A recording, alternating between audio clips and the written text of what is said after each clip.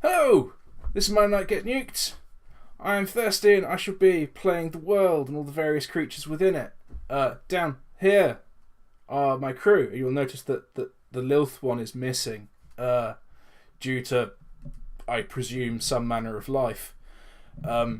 So, my gorgeous little miscreants out there in internet land, you will have the pleasure today of watching these filthy reprobates explore a different part of the world I've set out for them. A part they've been very close to, but not quite visited yet. They've looked at it, they got on a raft and floated towards it for a little while, but they never quite got there. So, before we go any further, or I talk for too long, I'm going to get someone else to do the rules for chat. Don't be at all about someone's race. Don't be at all about someone's gender. Don't be at all. Or a screwdriver. Oh, it warms the heart to know I can call upon you people for these these glorious services to me. So yes, once again, rules for life, rules for anything that might come after it. So we have a person over there somewhere. Who's going to say their name? Because I've been told that technology failed me. Because apparently in the week this computer has been turned off, all the settings decided to change. Well, Roasty has told us yes. So at least this side of the Atlantic can hear us. And the other side. We're doing Excellent. well. Right, small woman, 4 foot, rotter, Excellent. prostitute. Oh, bit on the Called nose. F. Atticus Beagle, or Fat Beagle for short. Yes. Okay. Previously to that, there was Kerone playing Abraham Poe, who apparently likes walking on wood and wood generally.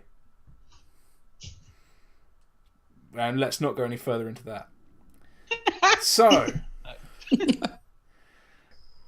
we have now had the introductions of 2 of our wonderful players. And 2 of their wonderful characters that I made them make up all of a sudden because we realised we were doing a one-shot. Well, possibly. Who knows? This could spiral into another campaign that goes nowhere. But hey. So, last but by no means least, and possibly the most interesting and well thought out character of all. Last but not least, I'm Eivor, and tonight I shall be playing the role of Father Teddy. The salty salt priest who, oddly enough, enjoys his visits to the land because it usually means raiding. But beyond that, he likes a nice walk on the sandy beach and staring out over the vast, horrifically toxic ocean. Well, that seems reasonable. Yes, by no means the desperate the desperate improvisation of someone who made a character up for 30 or 40 seconds ago. Yes, so we shall join these wonderful people in progress. You are currently on your launching boat, out from the breaking waves, which the sharp-haired of you will recall is the boat that the main cast is currently standing on. But earlier that day, earlier the same day, the light mortars on the deck are just starting up. The heavier stuff won't kick in till later. And the 3 of you piled into your little boat. There's a lot of other boats setting off. But your particular little mission is basically go that way and steal. Steal anything that's not nailed down with nails you can't tear out. And screws. Them's are valuable. Make sure you get them. So yeah, there you are in your crappy little dinghy. It's probably about 10 feet long and like 3 feet wide. 2 of you have paddles. Who's got the paddles? Yeah. Got one paddle. Who's got the other? Yeah. And Teddy will man the other one dutifully. Excellent. So, we have Abe and Teddy at the paddles. Well, so what's Atticus doing? So Atticus is just kind of surveying the scene. She's not got marvelous eyesight at short range, but long range, she's absolutely spot on. So she's just she's looking out across the water to see if she can see anybody who is on the beach that potentially was not part of the crew. All right. Can I call a perception on that? Yep, you can definitely call a perception on that. What did I ask before though? Are you standing at the front or the back of the little boat? Front. Excellent. So you're doing a proper, a figurehead job. I would say Washington crossing that river, whatever it was, but I can't remember whether you were standing at the front or the back or the middle of that boat. The picture is very famous, but I'm not American. Irish guy behind her. She could kind of do an elderly version of that. Fair enough. Yeah, so that was 14. 14. Yes. Using your excellent perceptive skills and the fact that you're the first wave of boats to leave your ship, anyone, in fact, probably everyone on the beach, not that you can actually see anyone, currently is not a member of the crew. So basically, if they're in front of you, they're not friends. You're currently a couple of 100 meters off of a stony beach. Fair enough. But you're scanning. You can't see anyone out and about. Okay. Probably because you've just started firing mortars at them. Is there anywhere where we can pull the boat into that's a little bit quieter and less mortary? You could try and pull it under the pier off to your right, but there's not really any need. There's a big stony beach, the object of which is just to run up it and loot the buildings. Murder, pillage, possibly that third thing. Bring back, recover.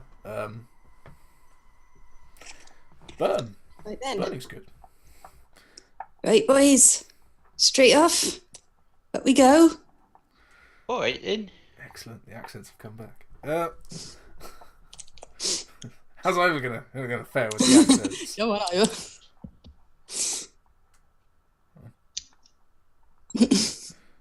No, I'm not even going to try. Come on, channel West Country Yokel. You can do it. Go and offend everyone on the internet. No, I just said the offensive terms. Go down to get my tea. Yeah, come on. Wild, stereotypical, farmer accents. Because everyone knows a farmer is a pirate without a boat.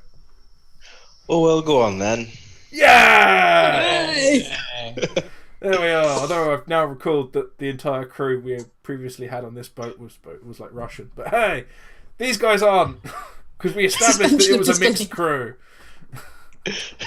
Because there was a post-gen there, so it must be a mixed crew. So yeah. God. Oh, continuity. But yes. You're all powering forwards. Where are you heading? Straight shot for the beach. You're heading for a straight shot to the beach? Right, so you're paddling straight forward. You're just absolutely ramming it. Abe, what are you doing? I'm paddling to the left. Okay, so you're paddling, trying to turn the boat away from the pier. Yeah, just because in case of snipers. Okay. And a zigzag into the beach so that we're weaving one side to the other, so that it makes it difficult. Okay. Atticus, you become aware as you're onwards, that the boat is listing lazily to the left. It's not turning as much as just sort of gradually listing. The guys in the boat off to the left of you are looking a bit confused. What the bloody hell are you doing? Land! Says one. You know, the bloke in front of him's like, what you do? Go! Because he's Russian, like the people back on the ship. Or, to be fair, he's sort of closer to Dolshoy, but who cares? Yeah. The person at the very front of the ship says something you can't even understand, because he says something like, go to the fucking land, you bastard! And you're like, what? You don't even know what accent that is. Neither do I. I made it up. I think at this listing left, Teddy would, with the handland out of the oar, give him a clip round the back of the head and say, "Forward, lad, what are you doing?" Which came out as pikey. It came out as like an imitation from that film where they call themselves that. Yeah. Yeah. You know, that very famous American film. Yeah. But hey, no more of that sort of talk. You're listening off to the left, you whack him over the back of the head and say, no more of that sort of rubbish. Right, Abraham, you've been whacked on the back of the head. It's not great. Oh, yeah. And, that's not a word, but okay. and bit of grumbling and stuff, and then he just goes in a straight line. Okay, you start pulling your weight again. Right, yeah. So yes, you're pulling in. Everyone's now ahead of you because you've done this sort of lazy, half-powered turn to the left. So you're actually among the last to arrive at the beach, and everyone else is already running up. You know, that building's mine. Like, look, there's a land ship. Let's strip it. Oh, I've got the tyres. Because, as we've established, Salties have no concept of what a car is, so they're going and stripping the land ships and taking the tyres. So yes, you three are the last to arrive on the beach. By this point, the mortars are really going in, sort of further inland. You know, there's a definite rhythm to the experience now. Whereas before it was just sort of pot shots taken when people had remembered to load. You know, now they're sort of, determined to exhaust their ammunition as quickly as possible so they can go and do something else. Like, come here and loot. So, yeah. You have arrived on the shore. Your boat is probably smashing itself against some rocks right now. What are you doing? You're currently standing in a boat that's grinding on stones. Jump out the boat. Yep. Jump out and pull it ashore. Ah! Bonus points to the father there. So you jump out, and how are you pulling this boat up? Are you just gonna try and by brute strength fall on your Todd, or? No, it'd be a case of turning to anyone that was there and saying, "Come on, lads, help me get this up," and grabbing it by the, I can't remember what it's called, the front, whatever the front bit is where it the bow where it meets, and just pulling it out of the water without getting it in the water. Enough. I'll assist. Excellent. Yeah.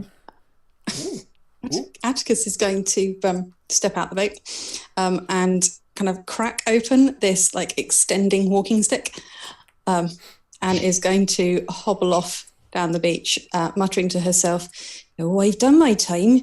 You lot can do some bloody work for a change." Right, so lads, it's your turn to do some bloody work for a change. So you can take strength checks for pulling this damn boat out the sea. Just far enough up onto the stones that it won't wash away. Non-natural 12. Also a non-natural 12. Jesus, yeah, you do it. It's not that hard. It's now an empty boat. You give it one good yank, and it just glides up the stones, almost as if someone thought this might be a good idea and design boats for that purpose. In that way that people who've been trying to pull a boat out of the water have done for centuries. You fall on your asses. But hey, it's out of the water and it's probably safe. So yeah, Atticus, where have you got to? You've wandered off up the beach? Yeah, she's not got very far. Mainly because she's quite small and old. But yeah, she's kind of wandering in the way that old ladies tend to wander. She looks really purposeful, but she's not really going very far. Also, I suppose she's like doddering along on a walking stick up a gravel beach. Yes. So, yeah. Okay. So yes, yeah. You get up off your asses and you can see Atticus probably only 12 meters away, walking in that very determined way that some older people do, up a steep incline of stones. And as anyone who's tried to run up a beach in Britain will know, the stones do not like you, and they cascade in on you as you try and walk up them. I mean, if you do it slowly, you don't get anywhere. So Atticus would probably be another 12 meters away if it wasn't for this cascade of stones she's trying to walk up, collapsing. But yes. There you are. I assume you all have grabbed your gear from the boat. Yeah. Oh, yeah. Well, once it sort of finds land and is stable, and we've dusted ourselves off from the fall, I'll have pulled my pack out at least. Yeah. Excellent. Are you taking the paddle or not? Yeah. It's one of those you can't trust these land demons. Yes. Well, if anything, a chance. Even after shots, sometimes you just need to give them a good whack to make sure that the job is done. Ah. Yes. A holy smite, if you will. Yes. Making sure you're going to like dip it in the sea one last time, make sure it's good and good and blessed. Yeah. And it's good and soggy. So you can thwack them with the soggy end. Yeah. So there we are. Assume you're all going to take off up the beach. I mean, this is your entire purpose being here. Mm-hmm. Yeah. Pointing to one of the unclaimed houses. Go. We're heading for that one. Okay. Whether or not anyone listens is entirely another matter, but Father Teddy likes to believe he has some sway. Yeah, I'll follow. Yeah. By the time you sort of get all your shit together and help Atticus over this sort of first hump in the sort of the gravelly beach, pretty much everyone else has already vanished into the buildings. There are a lot of large ruined buildings here. Most of them occupy at least half of like the frontage of a block that they're on. They appear to have been very large, possibly quite grand buildings at some point. Some of them have quite elaborate frontages. Most of them have a lot of broken windows. Some of them have boarded windows, which is a bit of a novelty, but hey. And you can hear from these buildings sort of gunshots and cries and the occasional explosion. But for the most part, the mortars seem to be aimed even further inland. Every so often someone fucks up and hits one of the buildings, but hey, what are you going to do? Rubble is valuable too, right? Yes, you have... Essentially, you get to the top of the beach, you have a hotel directly in front of you. It clearly says hotel on it. Whatever else was on the sign is long gone. Off to your right, you have what looks like a shop of some kind, and down to the left, there's more of these sort of grand buildings, but none of them are really labelled anymore. Some of them are boarded, most of them are broken down or ruined. They've been lashed by sea winds for a very long time, with no one looking after them. As we've come up, the pier is on our right. I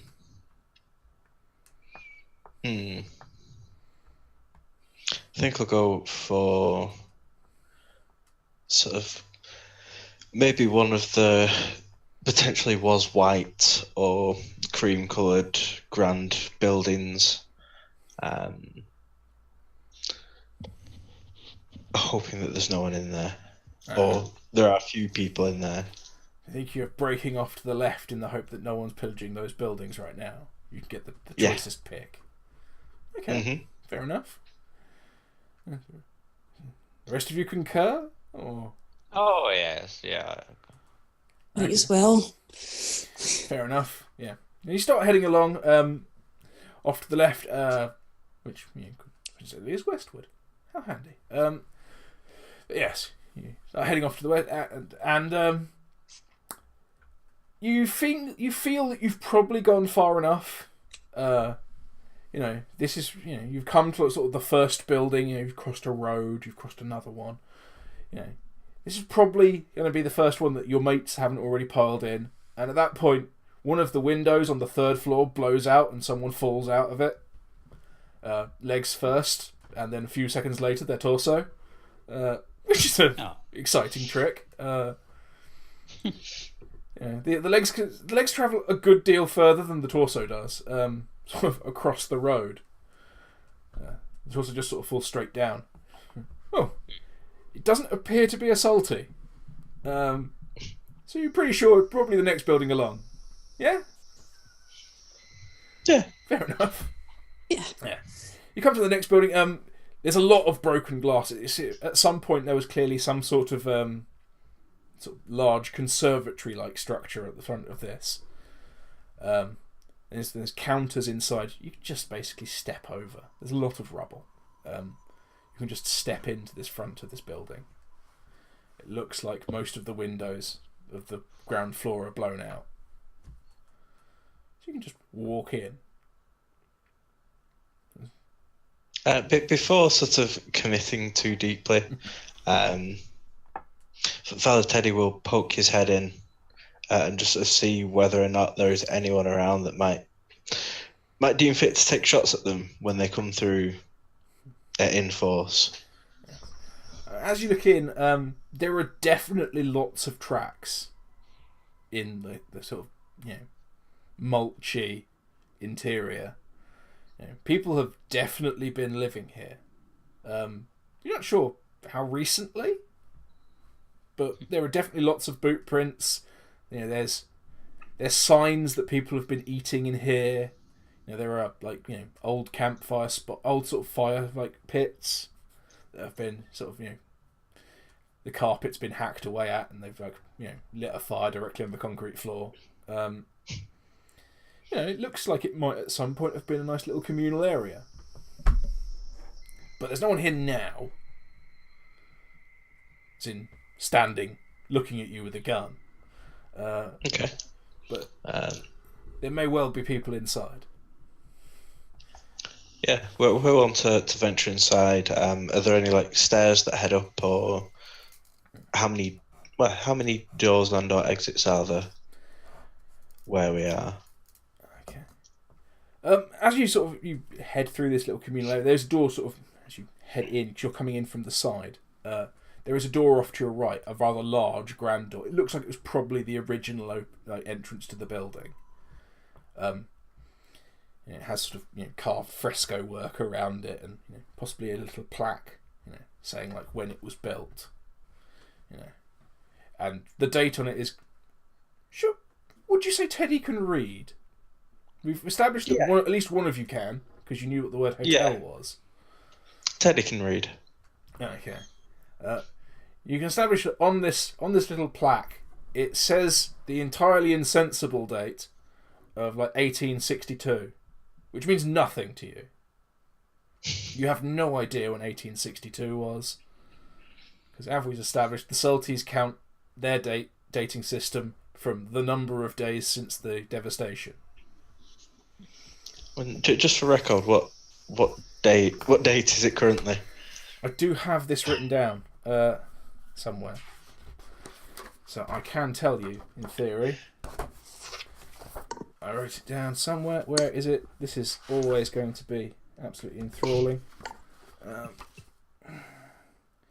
Thank you once again for asking me. It's somewhere in the region of like 17,000 or something. It's a very, very, very large. Oh, there it is. There we are. That's the one. The current salt date is 30,514. 30,514 in the morning. Is the current date and time as far as you're aware. There we are. So yes. That's either a ridiculously massive amount of time ago, or you don't know what that means. If it's got like EST and then 18 whatever, I'm pretty sure Teddy will look and go, well, this been here for a long time, given that this was must have been just at the desolation. Yeah. To be fair, yeah, as far as you're concerned, it's about 3 years after the desolation, which is odd, but understandable, maybe. Well, it's right next to the corrosive ocean, so anything put up there would look horrible by now.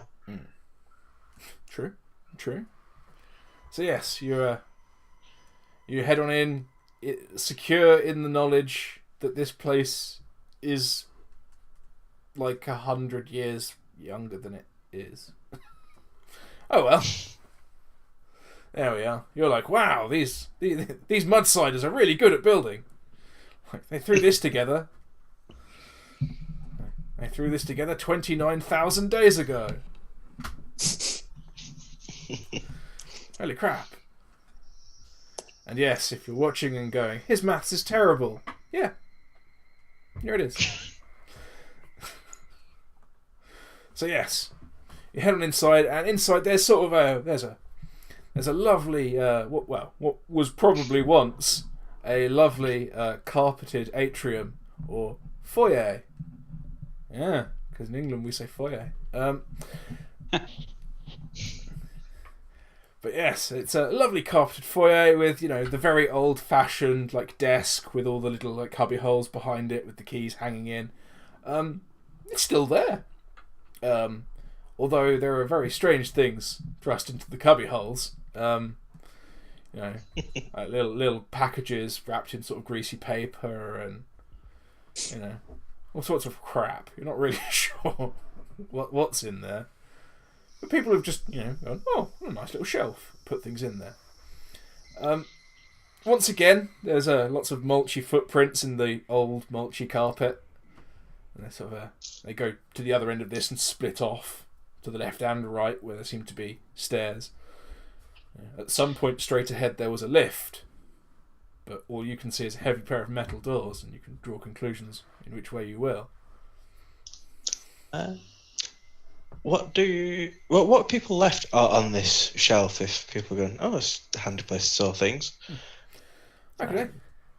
Yeah. So you're going to go over and search the shelf? Is anyone else searching the shelf?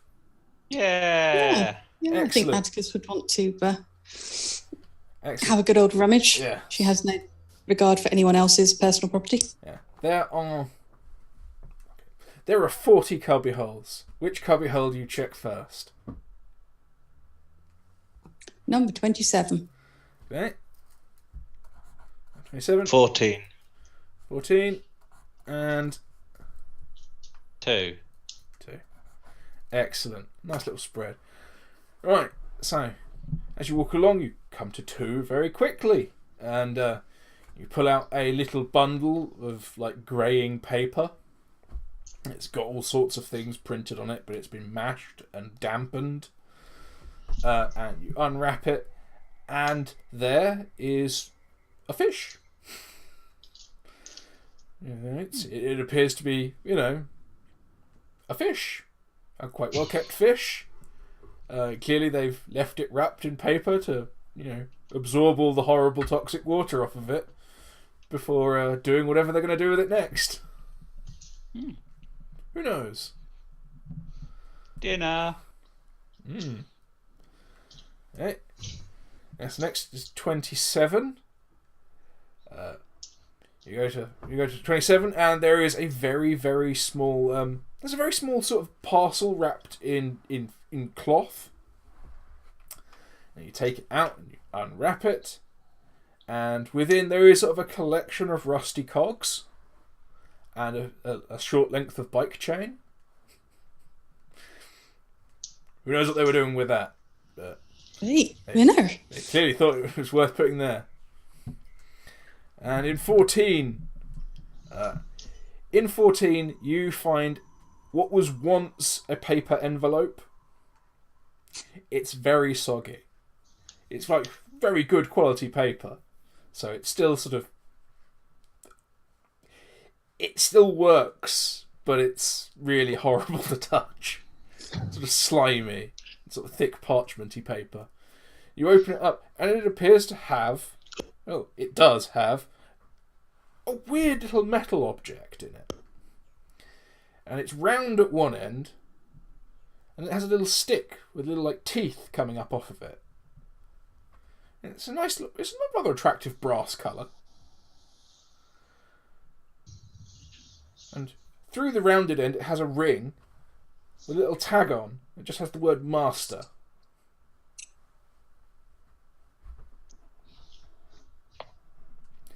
Okay. Yeah. Now, this won't have been my first Mudside raid. I'm sure I've encountered keys before, and maybe a lock. But You've definitely encountered locks. yeah, Although to be fair, the standard procedure is probably hit them with something heavy. hit them with the oar, or prise them open. But I'm sure it wouldn't be too foreign a concept to go stick in door turn. Yeah. You can probably put that together, yeah. But whether or not I've realised that this doesn't actually belong to someone called Master is a different story. But yeah, I'll look to the other two and go, well, I've got a key for somewhere. They must be keeping something good in here. So, you have your fish, your cogs, and your master key. Huzzah. Okay. Are you going to stash these things, or are you just going to go, what a lovely little curiosity, and leave it? Oh no, it would be a case of pocket it and sort of if there is a keyhole somewhere in here, it'll probably get tried. Okay. Well, there are many keyholes. One would assume in a building with 40 doors, but hey. Mm-hmm. Right. And just for good measure, you'd probably check 40 as they went past. Okay. You check 40. It's right at the top. In 40, you find an old hat. It's a rather nice old hat. It's flat and it has a pattern of sort of squares in squares. If you were to place it upon your head, it would probably flatten out quite nicely.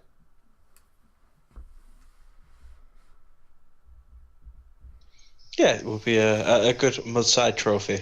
Yes.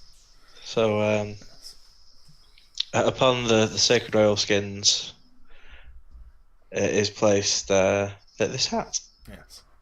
Excellent. We've managed to smuggle a flat cap into another game. Yes, you find a proper like tweedy flat cap. Nice.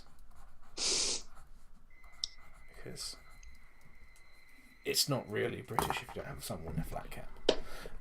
So yeah, you find your flat cap, and where are you going to go now? You have the end of the atrium. You have a door to the left. You have a passage to the left, a passage to the right, and a large imposing set of metal doors with a dial above them. An old school Victorian like lift dial. numbers Try from him. 0 to Try 4. prise the metal doors open All right. with my hands. Okay. Do you want to throw a check at that, or just want me to tell you no? Yeah. I'll give a strength check. Okay.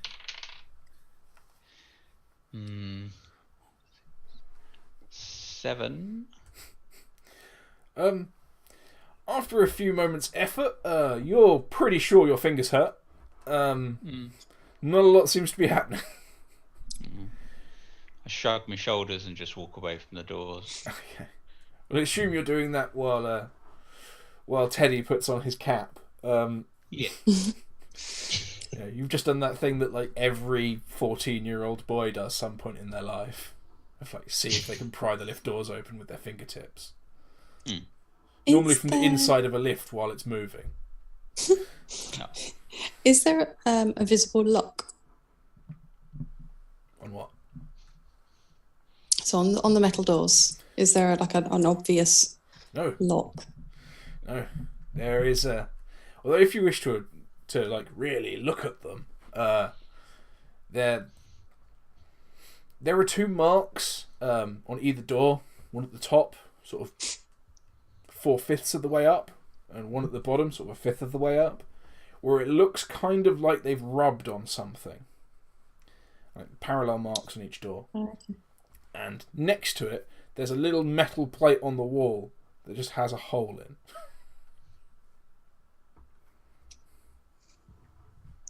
And it just has a hole in it. There's nothing else on that plate. No. No inscriptions or strange runes. No, there's just a hole. Okay. So Atticus is going to shuffle over. She's going to stick one withered hand in her hair and pull out what appears to be a long, thin, not particularly anything else, but it's just this long, thin piece of wood. Mm-hmm. It's quite smooth. Almost, you could say, square shaped. Mm-hmm. That she's been keeping in whatever mess that's going on with. And she's just going to kind of poke it into that hole just to see what's going on. Okay, yeah. You poke it into the hole, you very quickly, barely like a thumb's depth in, it just hits the back of the panel. You scrabble around a bit if you want. There's something in there. But it's not doing anything when you jab it. Not with a piece of wood, no. Not with your little piece of wood. Not with a piece of wood.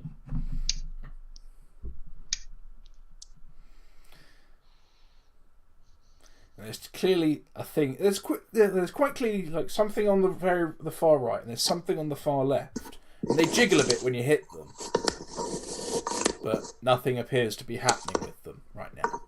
Okay. And what's off to the other side? There's 2 more doors. There are passageways off to the side, and sort of they go back sort of 10 feet, and then they both turn towards the back of the building. Okay. Right, boys. Go left.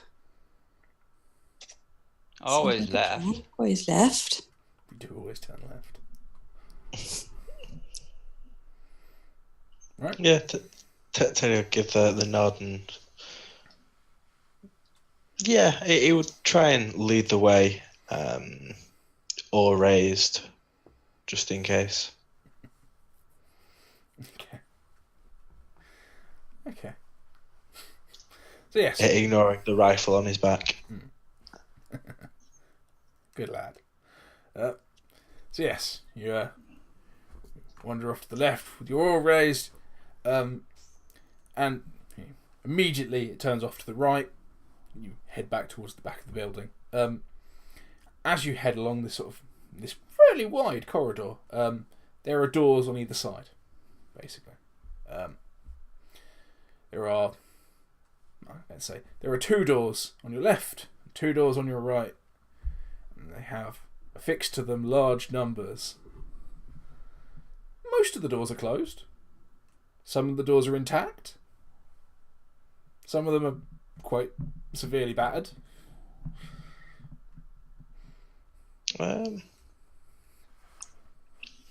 What do the... I think you just... almost reminiscent of stalking his way through a brothel, go up to the first door and sort of... If there's a keyhole, try and have a peek through. If not, just to try and open the door. First door on your right or left? First door on the left. Okay, first door on the left. You go up to it and it doesn't appear to be locked. The door isn't actually closed all the way. It is mostly intact, however. Like there are clearly like notches in this door. It almost looks like someone's knocked things against it a number of times. As you try and look through the keyhole, you can't see anything. The keyhole is all gummed up. Yeah, he push on it slowly and sort of try and be as quiet as he could going in. Yeah. Well, you better give me a sneak then. Sneaky sneak.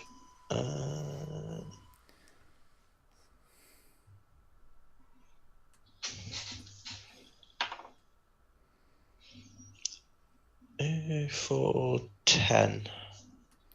10. Yeah. Okay. So yes, are you pushing the door open with the paddle or with your hand, or are you just pulling it open with your shoulder? Gently and quietly, of course. It would be sort of hand or in the other, sort of ready to sort of push the door open, whack if there's anything on the other side. Fair enough. Yes, you just push the door gently and slowly, and after it moves a couple of inches, it starts to squeal. In that horrible way that like a door that has only one hinge at the top and the bottom one's broken. You move it till it sort of moves out of the door frame and then it twists and starts hanging, and it sort of goes. Oh, fuck. But there's shelling going on elsewhere. There's still explosions and guns and screams. A fair way away, but maybe no one will listen to a squeaking door. And the door swings open, and inside you can see there are a lot of ruined chairs and tables and like lounge furniture, decrepit and broken. It kind of looks like they've dragged everything that was probably in the front and just chucked it in the first room. There's sort of the sort of tables one might sit in an elegant tea room and have tea at. With an added 100 years of disrepair. This might be the firewood store. If nothing looks particularly eye-catching, you just sort of go, just wouldn't know, let's move on. Yeah. Have you gone into the room, or have you just opened the door and looked? I opened the door, sort of stuck his head round. Okay. And as you have stuck your head round, you will notice that you also see just like discarded piles of rubbish against the inside wall. Like clearly, someone who had time has put things at the back of the room that you saw as you opened the door. More recently, people have just ditched things just inside. In that way that people who have like a common rubbish room in a block of flats do. They put it like just at the front around the corner so no one sees it and they don't have to take it out. But yeah. So yeah, this you notice sort of food waste, and there's possibly what might be like an emptied like bedpan or something over there. Someone might have just like chucked some filth in there. It smells pretty bad as you look around, sort of. Oh. Do you close the door? No, given the fact it screamed when I opened it.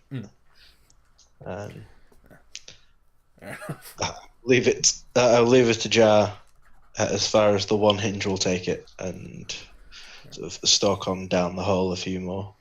Okay. So there's a door opposite it, and there's 2 more doors further on. They're parallel. Do any of these doors look like a stairwell? No, these are all numbered doors. You assume to numbered rooms. I mean, the corridor does turn again after these 2 doors. Yeah. For Teddy, at least, he will seek out the stairs, believing that the Mudsiders would hide their most valuable things away from what is holy and as far away from the sea as they could get it. For they don't know that the blessings that can come from dipping your personal belongings into the salt. Fair enough. So yeah.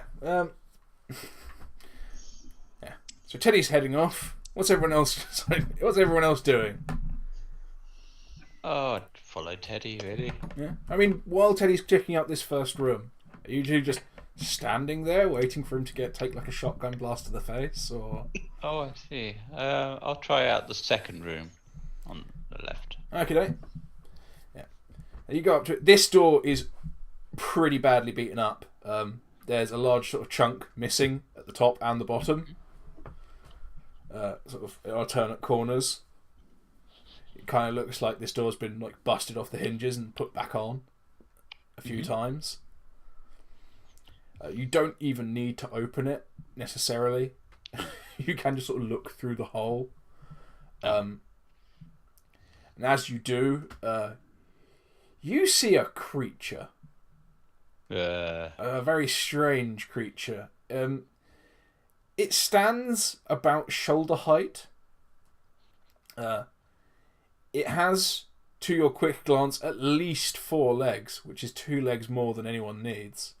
It appears to be sort of covered with like short-ish hair, and it has a very long head and 2 small ears, sort of standing up back quite high on the back of the head. It appears to just sort of be standing there chewing something. It's not looking at you at the moment.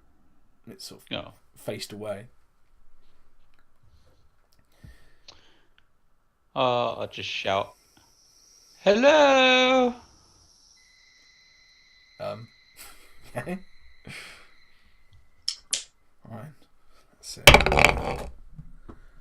Oh, yeah. Yeah, this thing, it turns its head towards you. It regards you with enormous disinterest. One of its ears sort of pricks up and faces you briefly before it turns. It makes a noise, kind of like, and looks away again.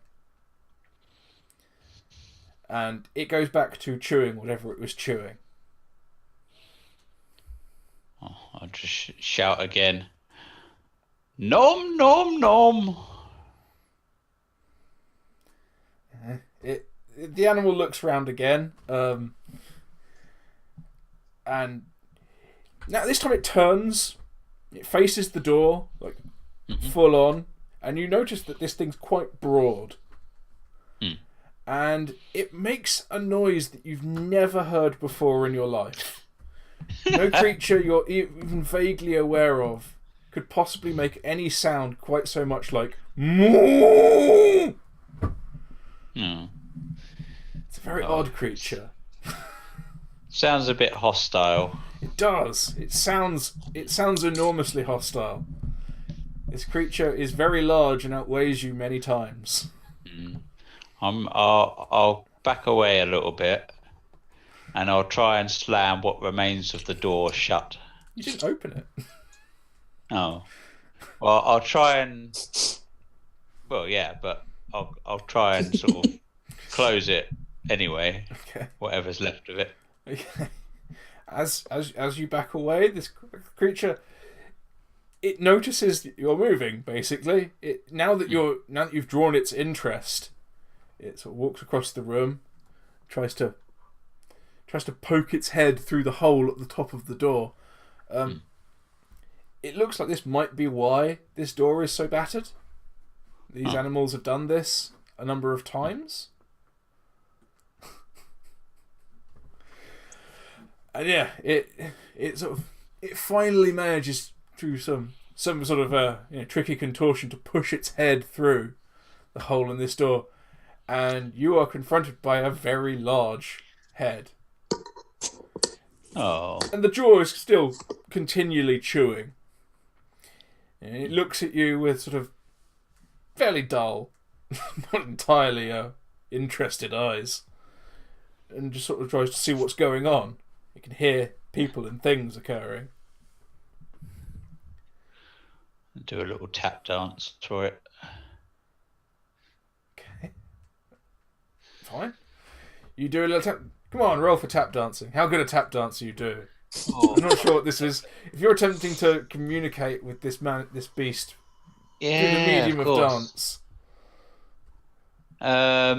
argue me something.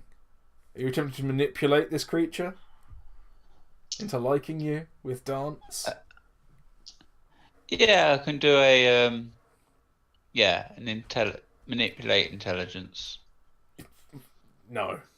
It's definitely a charisma. You're attempting to impress this creature, apparently, with dance. Uh-huh. I don't know why. That could have been worse, I suppose. 2. Yeah. You sort of flail your arms and legs a bit, and there is sort of there's a dull thudding because you're not wearing tap shoes.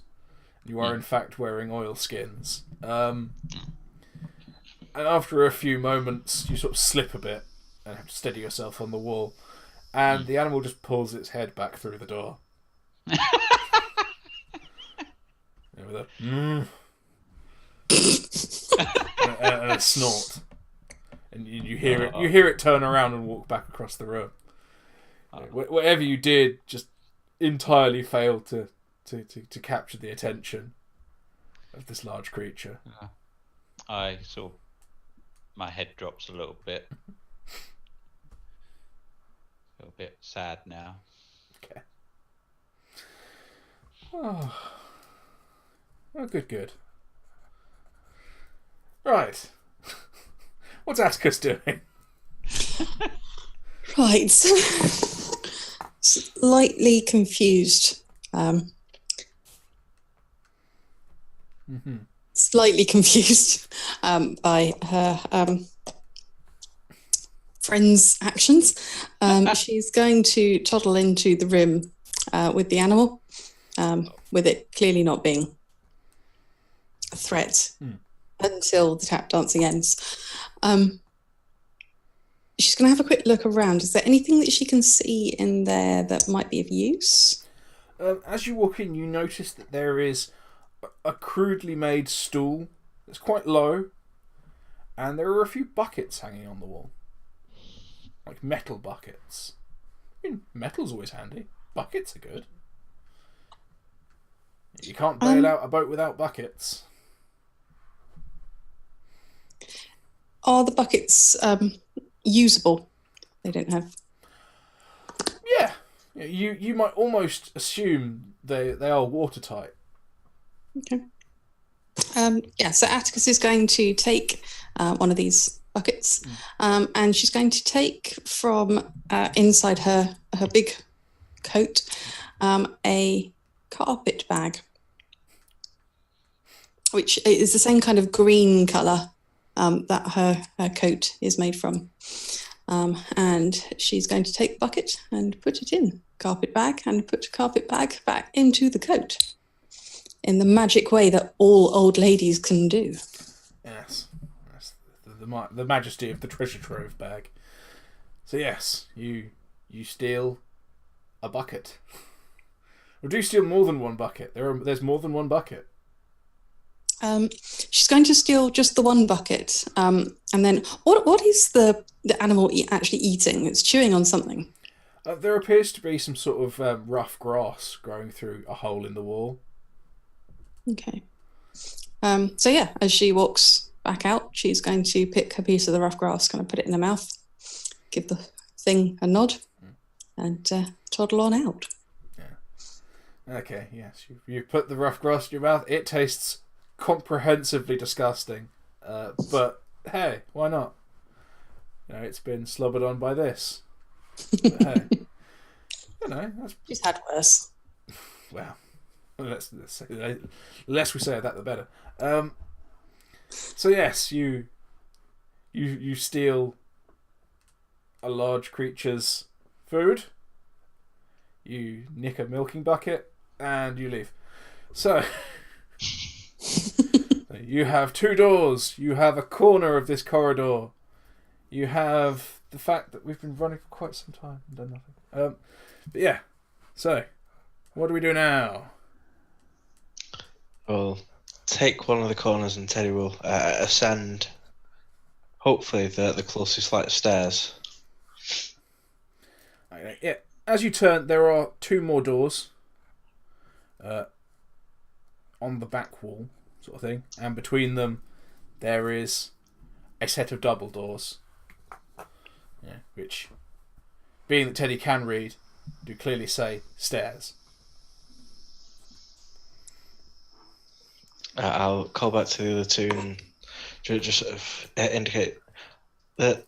There's some stairs back here. The good stuff will probably be up there, like it usually is, and head down the hallway. Okay. We're ignoring all the other doors, going straight for the stairs. Cool. Everyone else following? Yeah. Excellent. Right. Yeah. Yeah. You go through, turn left, you're in the stairway. Everything's... This is working out fine. So yeah, you enter the stairway. It's one of those sort of horrible, soulless, square stairways, with the gap up the middle. You can see all the way up or down through. Yeah. The kind that BBC TV has been using to kill off bad guys forever. They have a fight, it's tension. They throw someone down the middle. It's all good. Also, gunfights up and down those stairs. Rather a staple in films and TV. God knows why. It's not like you'd fire a gun and instantly go deaf and fall to the floor screaming in pain. Because you're surrounded by concrete walls. But hey. So there we are. Yes, so you're climbing the stairs. Everything is good with the world. What floor are you trying to go to? As far as you're aware, there appear to be 4 floors above you. As high as it go, I suppose. Unless, we reach close to the top and it says roof access, and then it just go out onto that floor. Yeah. As you head up, you come to the first floor and you notice that the door from this stairs has clearly been barricaded. There is a big ass sign saying "Keep out," written in chalk, on a piece of rusty metal, possibly the back of an old road sign. Keep out. Essentially, the sign that we found at the start of this campaign, written on the door of the Bleed. Pretty much. Although for bonus points, it's going to have the word "gulls" written under it. Keep out, gulls. And there are lots and lots of boards and bits of metal leaned up against this door. Someone was definitely trying to make sure these doors stay closed. Do we have a bus? As far as I'm aware, you do not currently have a bus.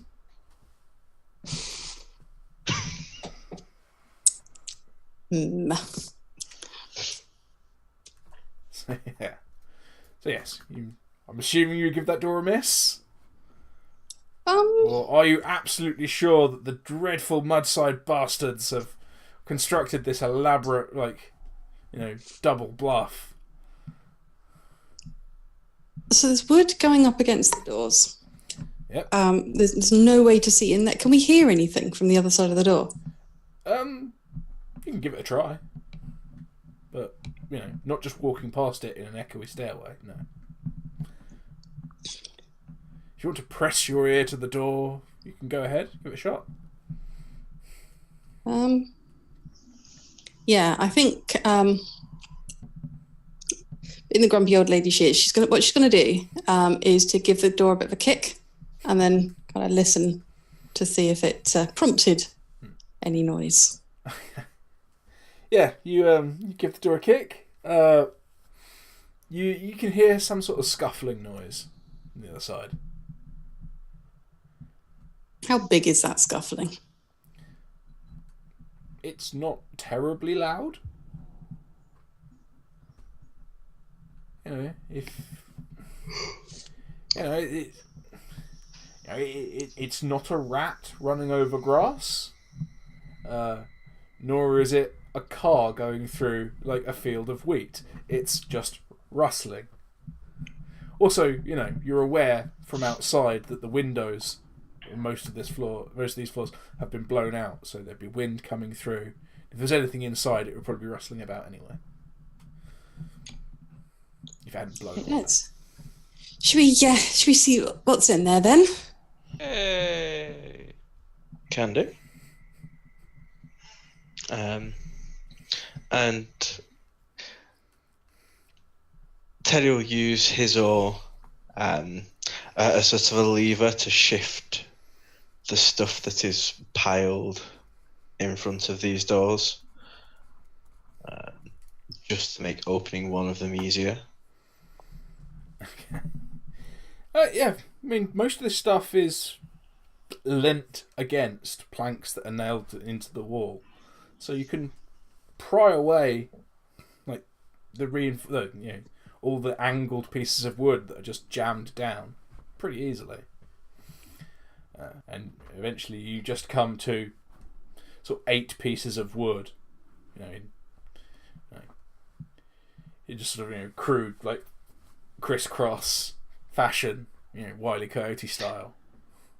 I've just worked. Okay. I either now know something that probably Teddy doesn't know. Maybe Teddy does know. That's fine. Throw in an out of character moment. What do you think you know? For a cucumber moment, that isn't keep out goals. That is keep out goals. Yes. Yes. Exactly as it was written.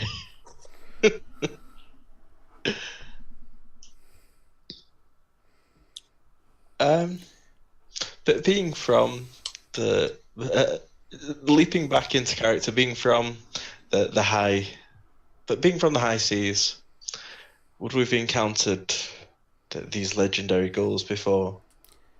You would know of them, but gulls are more predominantly a concern of those who stay on land.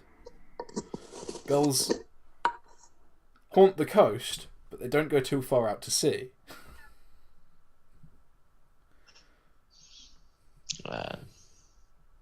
So it would be some kind. Would we know what they were and whether or not they were dangerous? If you saw one, you would know what it was, but you wouldn't necessarily know what the Mudsiders call them. Okay. The Salties are a rich, a rich sort of what the hell's the word? A rich Gestalt culture, drawn from many seafaring traditions. The word they chose for gull might just happen to be, I don't know, Danish, and sound completely different. I don't know if the word for gull in Danish is different, but, for the sake of argument. Yeah, he will carry on, sort of clearing the way and open one of these doors. Okay. Right. we're going to get to the point where there are nails and things, so strength checks. If you all want to go ahead and pitch in. Yeah, I'll assist. Can I use the oar for some type of leverage against... Yeah. I'd say probably without the oar or something to lean against, you probably wouldn't be able to do this. Okay. You're pulling like 9-inch nails out of a wall. Woo! For one of the crappiest checks. Nice. Yeah. Yeah, you get like the leverage absolutely mwah, and it just pings straight out on the side. And you realise that most of these boards have been nailed wall to wall to bar entry, not to stop the door moving.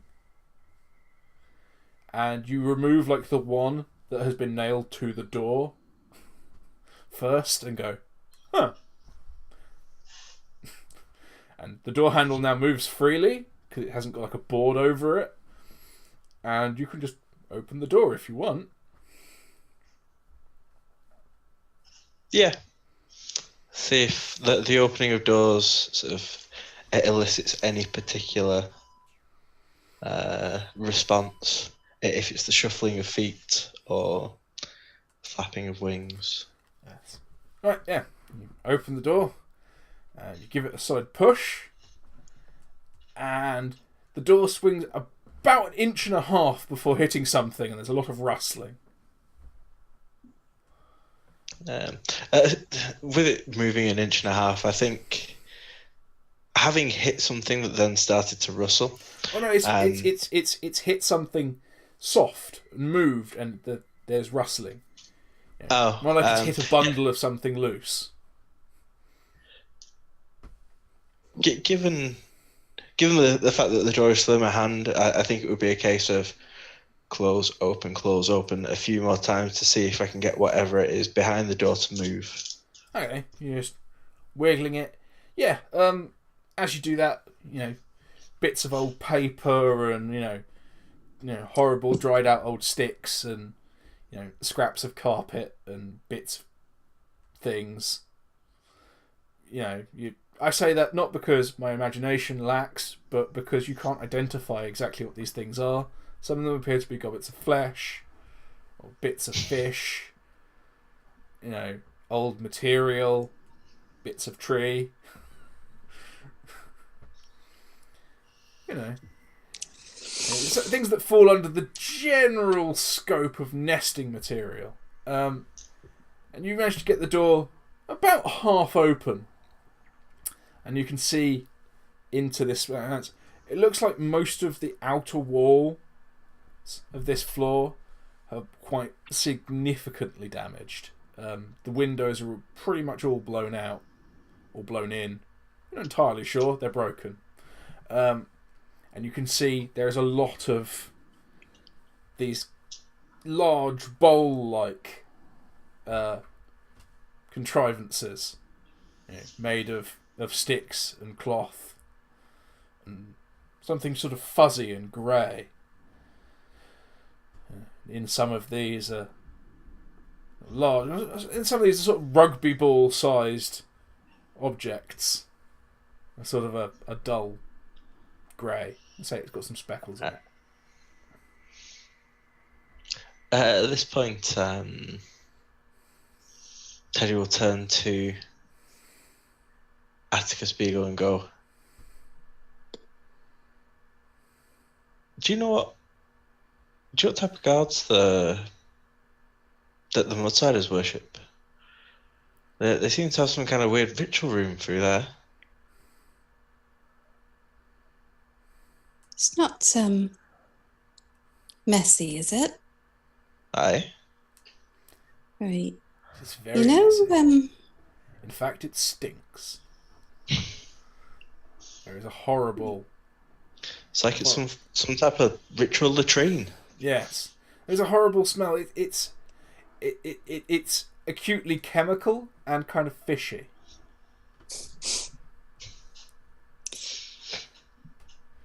Right. You've heard the stories, right? From us of those mudsiders, they've seen things, you know. That's why they're right scared of us. Aye. Well, one old guy, you know, older than me, he told me about this big fucking bird. It was about the size of, well, our boat. And mudsiders, they keep them as pets, you know.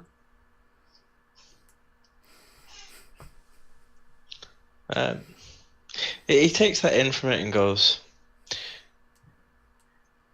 you've got to be having a laugh all that, because ain't no one older than you. And he will continue to sort of peer through and see, is there one of these nests within sort of Or's reach?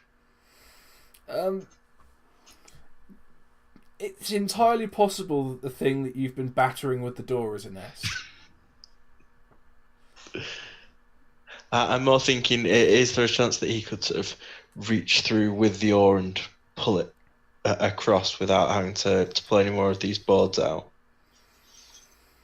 You could climb through this door if you really wished. The boards would make it uncomfortable, but not impossible. You are a mere human, and thus of human proportions. You know, only maybe a quarter of the width, the complete like height and width of this door is available, but you can squeeze through there. The animal you saw downstairs wouldn't be able to. I reckon that he'd take like another board or two off from around the door at the bottom, just to sort of be able to slide in and out easier. Yeah. Because if there is good stuff in there, it's going to be easier to bring out of a halfway open hole than the contortionist type. Yeah. Fair enough. Yeah. So you managed to do that, and you can climb on through. What's everyone else doing at this point? You know, Teddy's opened a door. He's asked about the Mudsiders' gods. There's clearly something in there. Look over his shoulder and wait until there's a suitable moment to assist. Fair enough. So yeah, you've got this door, say 3/4 of the way open now. You've got about half of it available to go through. You slip on through without any great issue, really, and you find yourself in an area. It's probably about half the size of the floor below. And there's one large central pillar in the middle of this room. It appears at some point that there were internal walls, but there aren't anymore. They appear to have been smashed through. There's still like a stump at the top and a stump at the bottom. Kind of like craggy old teeth. The first thing you do is check out one of these grey rugby balls. Okay, yeah. So you go over to one of these nests. This nest is probably the size of like the average family car. And it stands a good sort of 2-3 feet high. You can sort of step into one. It's only slightly bigger than your boat. Sort of around, across, because your boat's quite narrow but long. This is slightly shorter but wider. It's almost round. They're slightly oval. And yeah, you climb in, and there's one of these things, and it's a big rugby. It's like possibly slightly larger than a rugby ball. It's quite hard. It's quite warm. It's weird. I'll turn back to Atticus and step out of this strange boat that is for some reason on the first floor, and slide back towards Atticus and go, what do you reckon this is? Do you reckon it's worth anything? It looks like a rock to me. Here, try chipping a bit off of it. Maybe we could take some back to the boat. We can't get the whole thing back.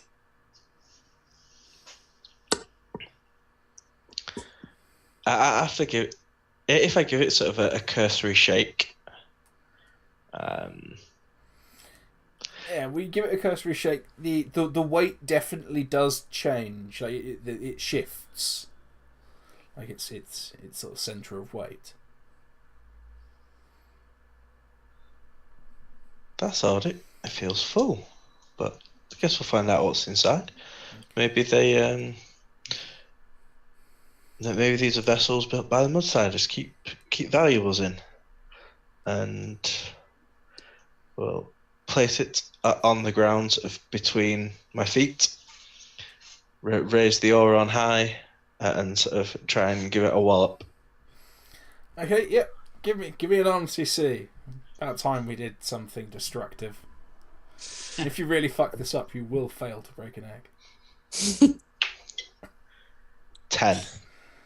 10. Ugh, that's pathetic. But yeah, it's an egg. You hit it. You actually get like it side on. You use this paddle as sort of a makeshift wooden axe, and you crack this egg, and it just splurts out fucking everywhere.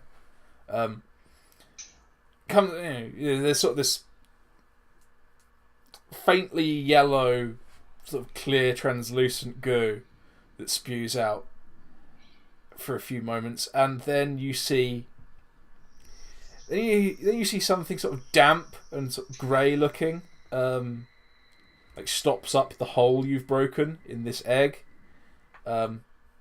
Looks to be meaty.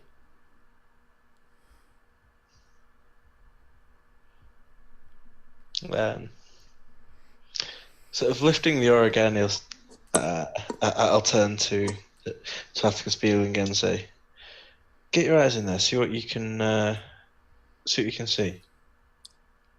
So Atticus bends down and picks up some of the goo. Kind of does that between her fingers. And someone needs to see a doctor. Yes, it looks for all the world like some kind of horrendous mucus. Yes, there's a thing in this shell that appears to be sort of pinkish grey meat. And so Atticus is going to give the pinkish grey meat a bit of a prod with her walking stick. It stirs very weakly.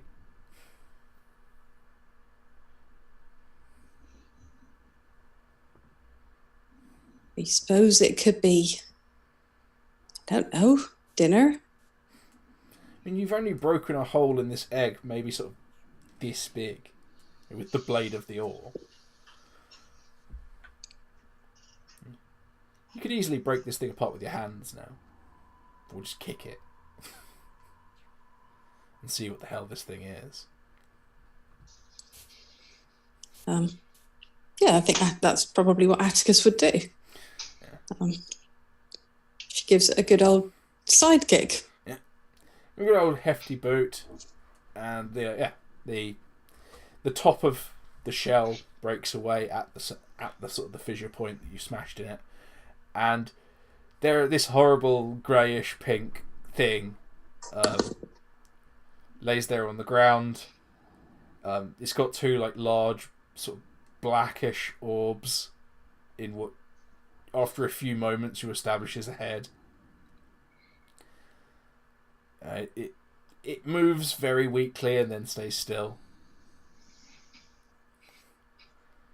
And you have a dead embryo of a mutated seagull. Oh, goody. It's about the size of a large cat. I'll turn to Abe and go, "Yeah, I'll stick this with that fish. We've got ourselves some supper here. And Abraham does not look happy about this. Put that in your bag. I think I'd rather eat the fish. Oh. You like what you're given. Yeah.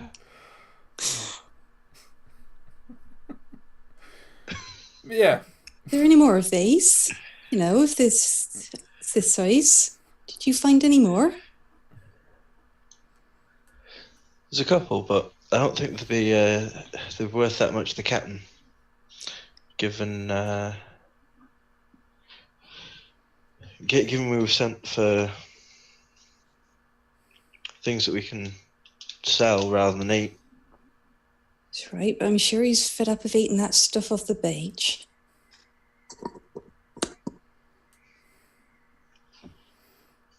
You know, we bring him some nice fresh meat. Be in his right with the books then. Suppose so.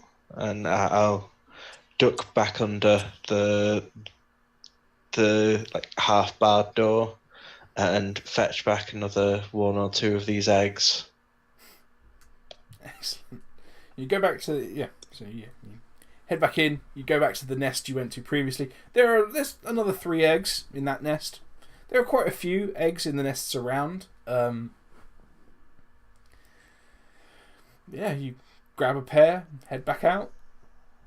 Mm-hmm. Anyone else going in there to nick eggs?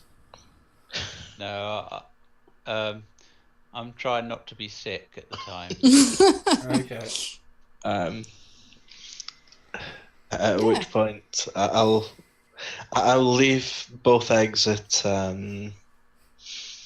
Abe's feet and go and hand him the one and say, "You get them open. I'll go check upstairs."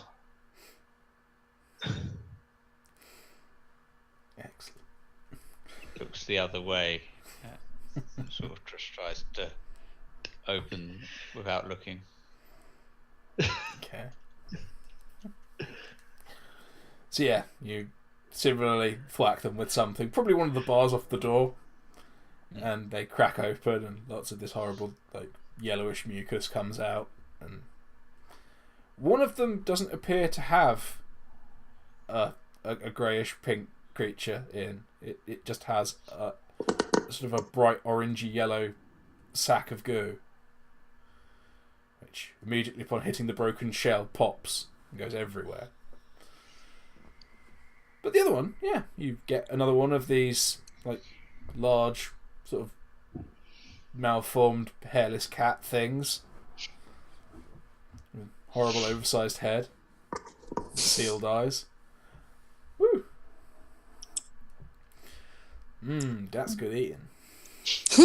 So Atticus takes a hanky out of her hidden bag and just kind of dabs Abe with it a little bit.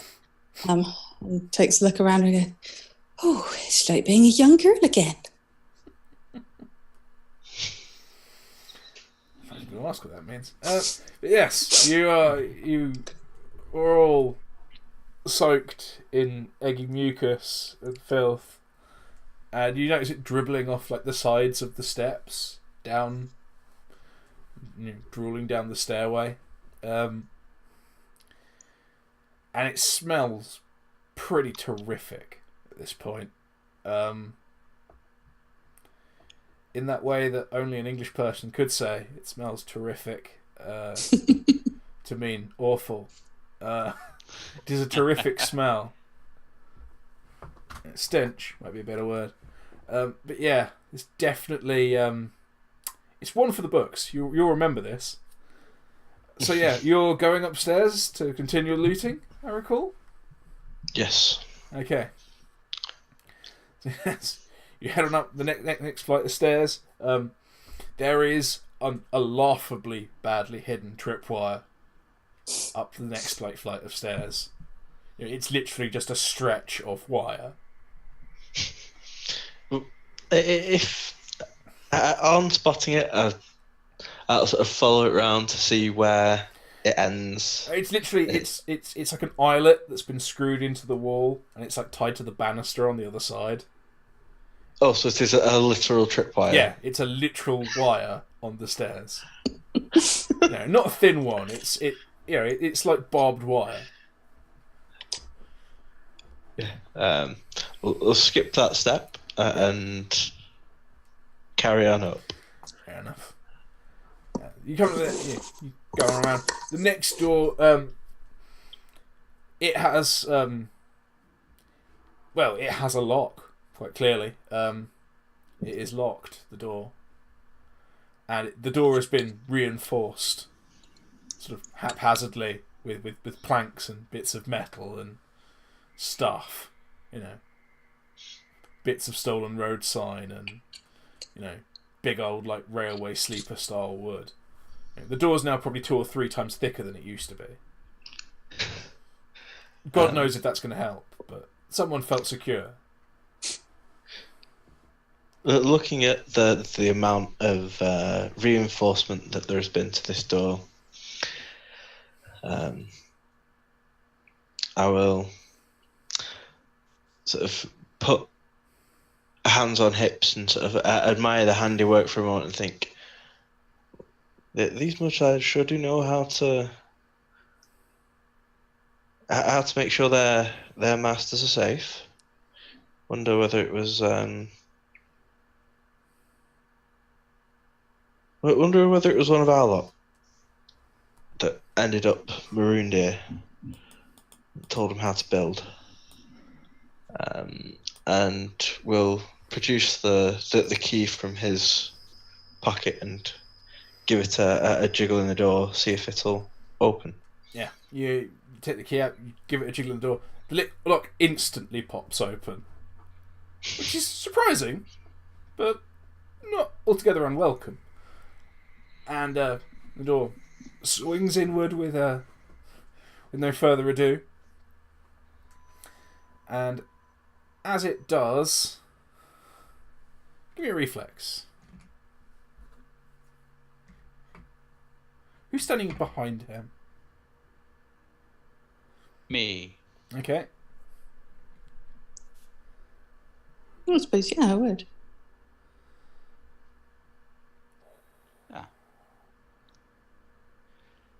You might want to unmute. You're muted.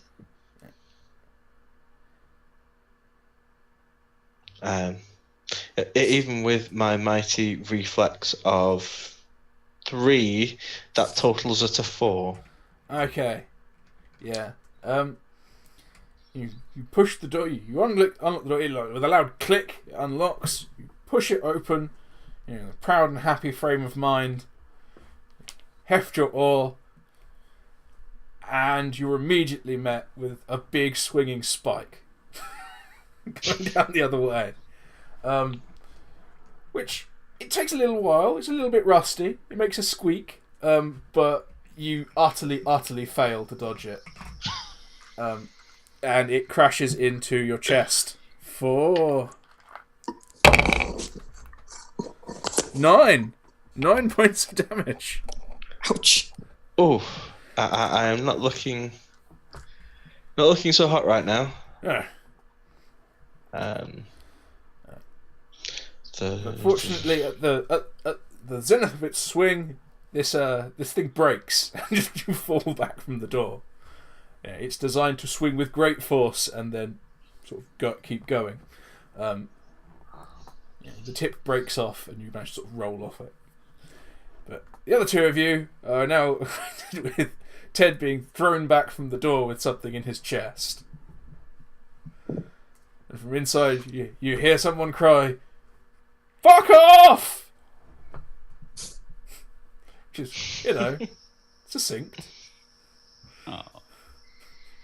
I'll just shout back, "Hey, that's not very nice. Who's coming in my house? Go away!" Just want to say hello." No. At this point, there's a bang, and sort of things splat about all over the place. Nothing seems to come through the doorway. Whatever this guy's fired doesn't seem to actually come through the door. Oh. You hear cursing. A lot of cursing. Okay. At which point I think Atticus is going to go into full granny mode.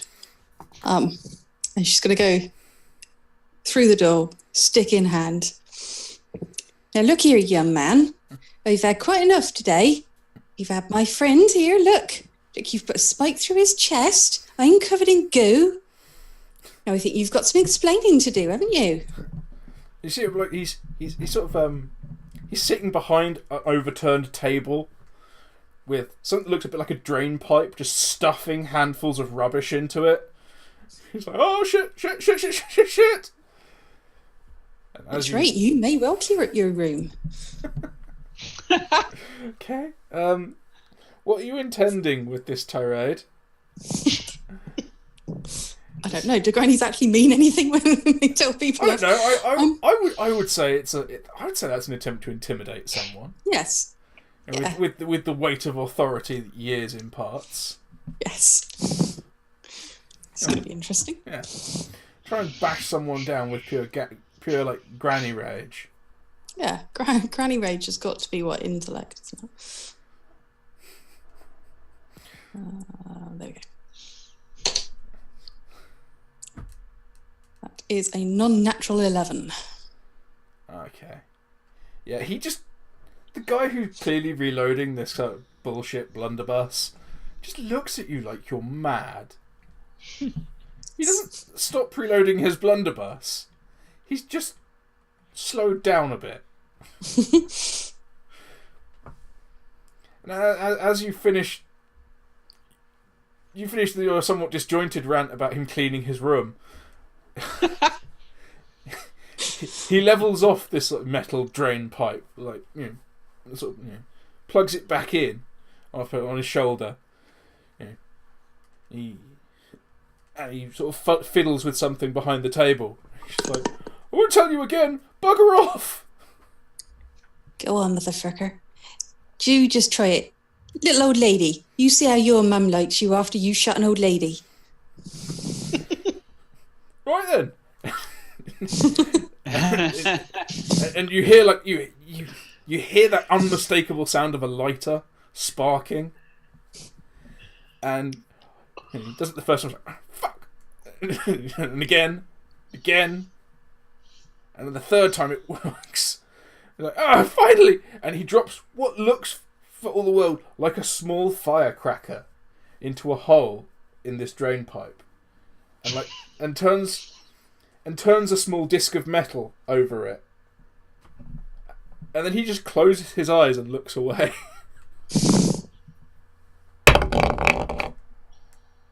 Woohoo! Nice. He crits. Which is always good. So he fires his blunderbuss at you. That's what happens when you walk at a man with a blunderbuss and tell him off.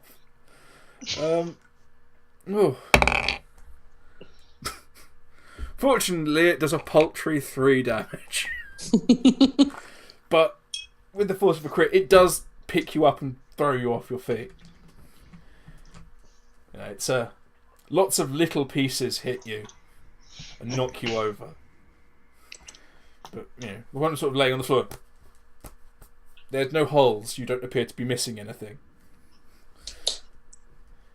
Your coat is a little sparklier. Bits of broken metal. What do you think you're doing? I only had my hair done this morning. Why won't you just leave me alone? Not now. You just shut us.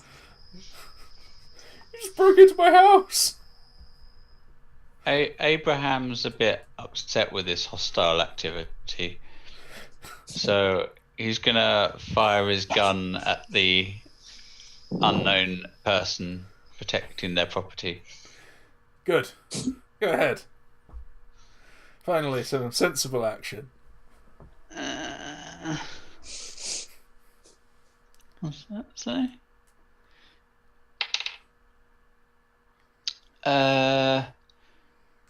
So 16 for attack. Yes. Damage, can't read that. Got to zoom in a bit. Hold on. I can read it now. D8. Oh, yeah. Excellent. 17 damage. 17. Yeah. Oh god. Is there anything special about your pistol? It's cleaned and it's got a flame modifier. Oh, Jesus. Okay, yeah. So you fire your like hideous, like jerry-rigged, like superheated murder bullets at him. Oh, Jesus Christ. Yeah, they clear the barrel and start glowing. And they travel at phenomenally slow speeds. You actually have time to notice. And it crashes into his throat, like just under the in the little opening underneath the corner of his beard, as he's trying to like reload. And for a brief moment, the briefest, most beautiful of moments, it's almost like the flesh of his neck becomes translucent. And you can see in perfect detail like the outline of his windpipe. And his spine casts a shadow on the wall behind him. Before his neck just bursts into flames.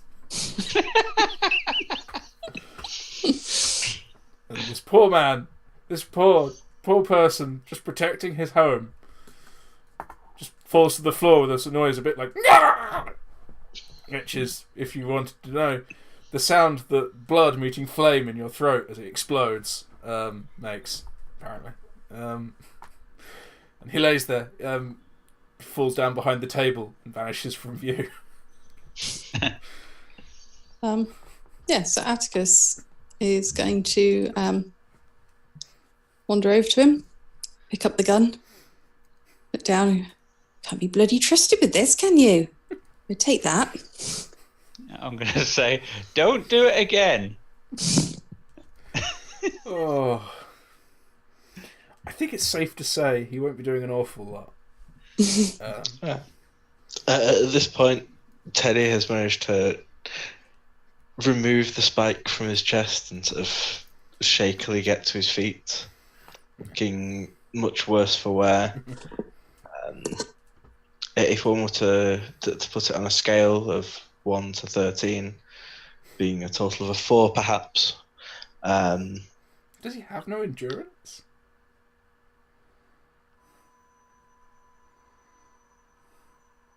Does he in fact have more? Endurance is 27. So you take off 2. Ah. But yeah. So yeah, he looks less happy. Yeah, and conceivably more blood-soaked. Sort of looks around and goes, "What's cooking?" That's quick. Yes, there is that sizzly smell of the beginning of what might be a long pig meal. And as you've sat here and had this little conversation amongst yourselves, there is behind this table a small explosion as the rest of his little bangers go off, and the table is sort of thrown past you against the wall, and you're gifted the beauty of the full glory of Bill laying there with his head and shoulders on fire next to a big scorch mark. Oh no, we killed Bill. You did. You killed Bill. You killed Bill and you broke his trap. Hope you're happy with yourselves. Okay. So Atticus is going to go over to Teddy and attempt to make it feel better. How? With some kind of medic role. Oh yeah, well, that tells us how well you do a thing, but what are you doing? Okay. So she is going to do this in old lady style. She is going to make this feel better by getting out another handkerchief from her magic bag, spitting on it, wiping it off. So you're in fact cleaning the wound in the least hygienic way. Yes. Excellent. Go for it. We love you, Nan. Oh, excellent. Okay.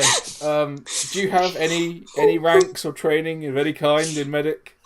I have 2 ranks in medic. Oh, Jesus. Yeah. Okay. Heal the world. Yeah. So roll your d8 then. I think it is. You know exactly what you're doing. You lick the hanky, you clean off the wound, you give him 2 or 3 of your special sweets. Yeah, and you get +6 spit for healing. I think the rationale is that you give him some of your special sweets, which, are almost pure morphine. Yeah, they're kind of like those They're kind of like those minty sweets that have the goo inside, but the goo is just morphine. Kind of like humbugs, but with morphine gel inside. Yum yum. It only tastes good when you're in pain. So yes, you feel all right. You're aware you still have a bleeding hole in your chest, but you don't feel bad.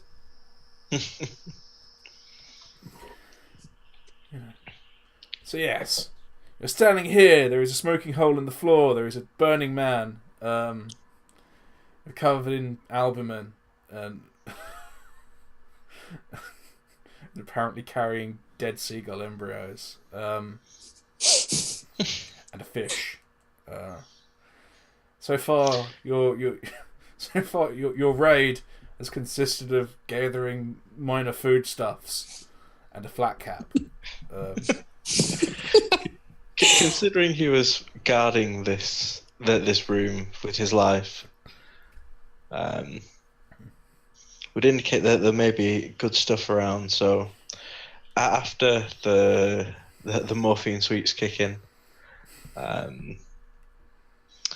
Teddy will sort of make the rounds of like rummaging through drawers, and anything that is closed will become open very soon. Okay, this floor is very similar to the ground floor in layout. So he was just immediately across from the opening to the stairwell, but you have the wraparound corridor with. Yeah, so you have 2 doors either side of you here. You have 2 doors going off on separate corridors that way. And then you have doors on either side of those corridors. So you can go left or right for rampage. But Bill himself was just like behind an overturned table across the door from the stairwell. But we will stick with. Fuck! It should have been Kevin. Should have been Kevin here. It was a blatantly Home Alone trap. Anyway, sorry. We'll stick with the convention of going left. Excellent. Hey. So you turn left. Immediately to the left of you is another door. Yeah. We'll open this door slowly and carefully. So this will be door number 26, if you wanted to know. So yes, you open this door, and within, you can see a kitchen. Essentially, this room seems to have been all the sort of internal walls in this suite have been knocked through to make a large kitchen. Within it, you can see all manner of foodstuffs and gas bottles, predominantly, seem to be the fuel of choice. Yeah, I will procure myself one of the smaller gas bottles that's sort of easy to bag and doesn't require a lot of lugging around. Assuming they're not like the big Cali gas bottles. No, these are the ones that are more the size of a fire extinguisher. Yeah, it will procure one of them and sort of any silverware or other metalwork. Oh, there's, this guy. The people who live here, assuming that Bill didn't live here alone, and just have very grand aspirations. Like, clearly went and ransacked the other hotel kitchens, sort of thing. Yeah, I'll fill my bag with sort of as much metal that can potentially be melted down or repurposed. Okay. The easy way to do it, you get an enormous like soup pot. You just throw cutlery in it. Yeah. Making maximum steel to size ratio, sort of thing. And you end up with a very heavy, sort of 2 foot wide, 3 feet deep soup pot. And has the lid for this soup pot survived? You look around, but you don't see it. Then it will just be sort of like. You and Abraham could easily just take a handle each and carry this. Well, I was more thinking to like find some rope or something and lash it to my back to as sort of a makeshift backpack. Just help if there's a lid, but I'm sure I can improvise something out of maybe bits of wood that. Yeah, you kick a circle. You haven't actually seen any rope. You saw that you got that tripwire, but that was wire, and you don't necessarily want to fashion handles out of wire. No, they're not famously good for that. Or failing that, strips of singed cloth from the home invasion defender previously known as Bill. The man who's on fire in the hallway. Mm-hmm. Want to go and rescue his trousers quickly. Yes. And fashion those into a pair of straps. Yeah. You basically get the dead man's trousers, pull the legs through the handles, and you have these to pull down on as you can walk along. But yeah, you've formed yourself a crude rucksack. Incredibly uncomfortable because it's a round piece of metal pressing into your back, but yeah.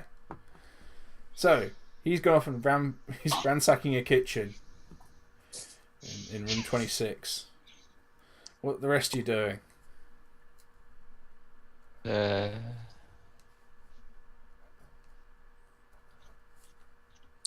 So, are there any other rooms near us apart from poor old Bill's room?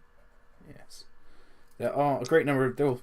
You would assume, being on the ground floor, you saw Pakabi so we can still 1 go to back 40. You'd assume, and there are 4 floors. Okay, so there are about 10 rooms. Assume there are 10 rooms. Okay. So Atticus is going to wander off in the confusion and head up the stairs. Yeah. All right. So you're wandering off to a different floor entirely. Okay. Abraham, what are you doing? I am going to follow Atticus and see if I can assist in case some other idiot with a big gun decides to turn up. Okay, fine. Yeah, you head on up to the next floor, and as you're heading up the stairs, there is a barricade actually across the stairway. Yeah. At this point, it seems to mostly be made out of metal. It's been jammed through the banisters, the banister railings. So it's very hard to move out the way. And it sort of reaches floor to ceiling. You could probably climb around it if you really wanted to, but it would be very precarious. Plus, it's metal.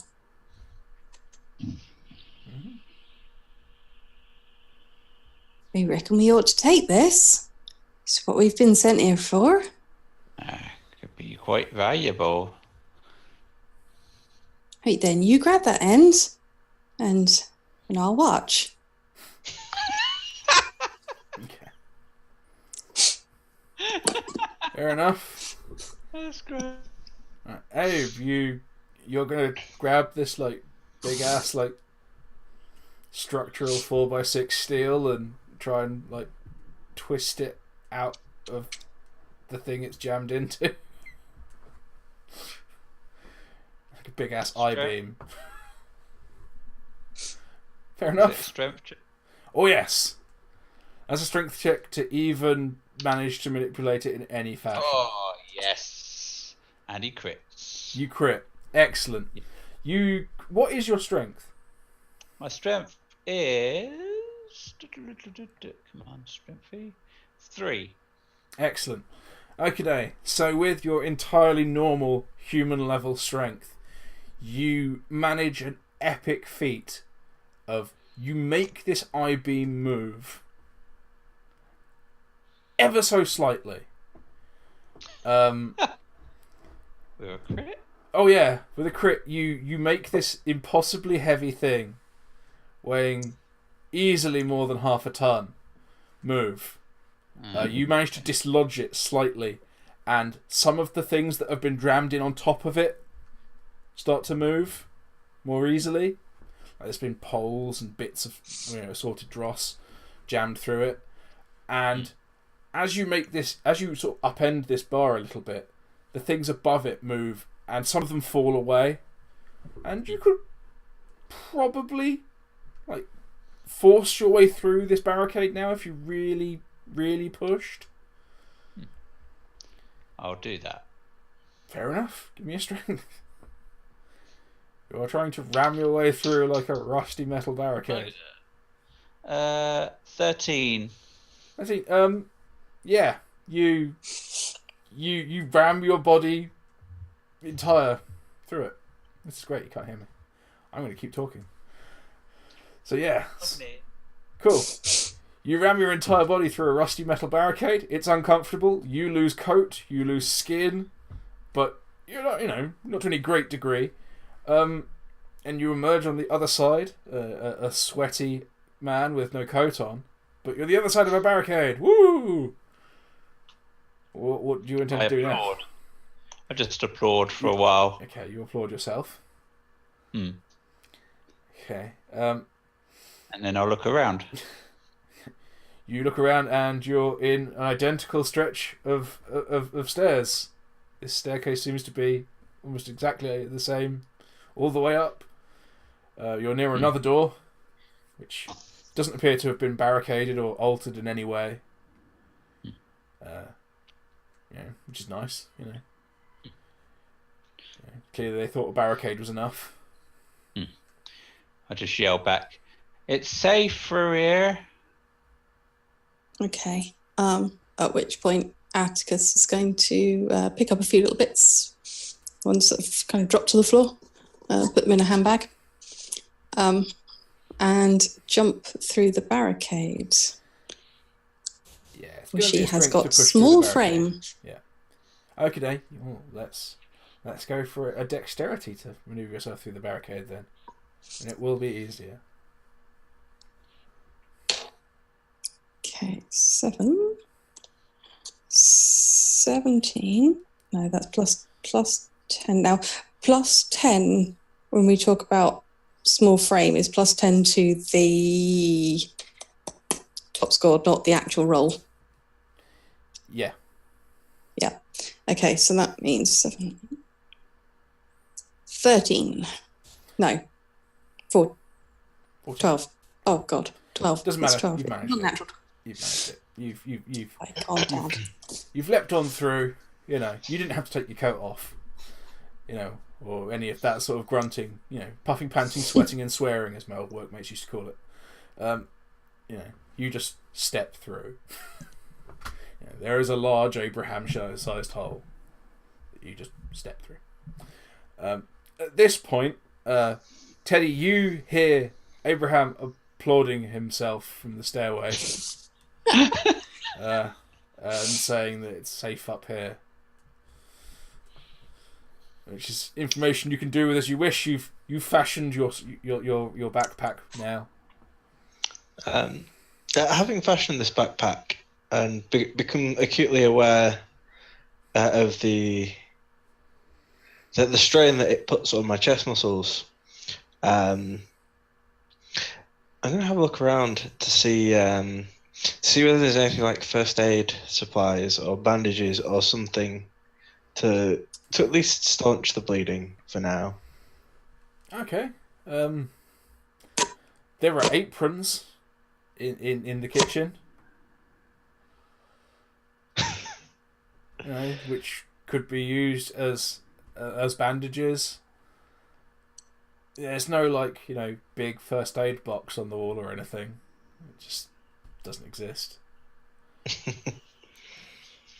In fact, it does, but it's been used as a spice rack.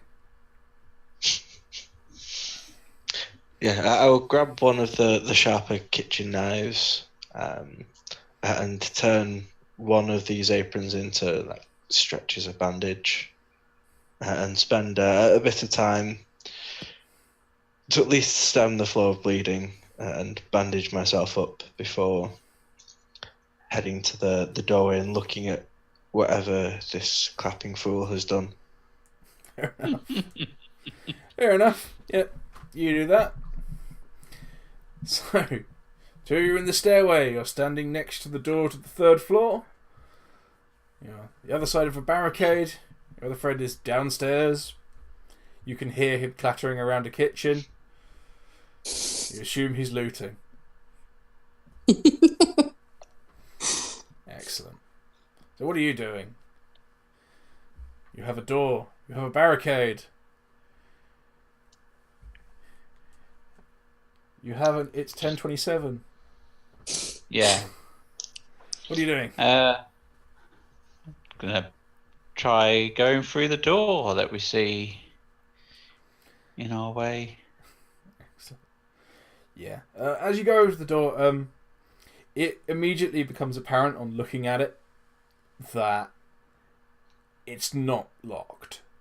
The lock is rusted and sort of inoperable looking.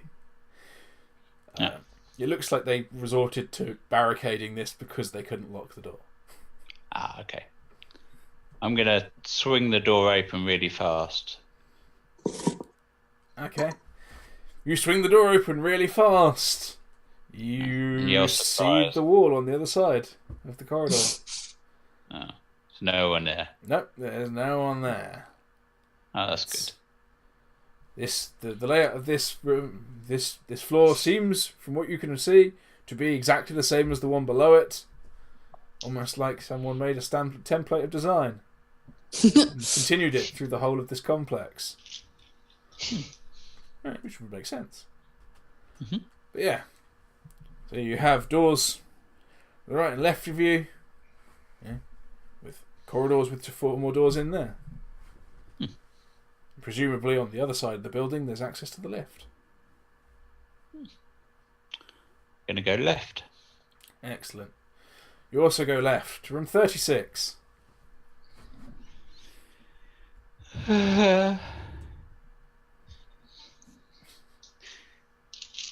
Anything in there? Okay, you're actually going to go into 36, okay. Yeah. Yep. You push open the door, and inside you can see a room full of huddled, terrified people.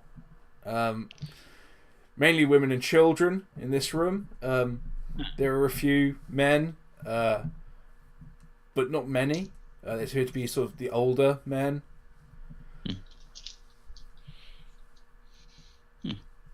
Most of them are cowering in terror.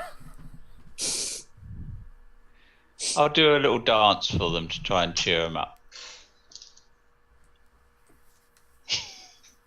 Yeah. Okay.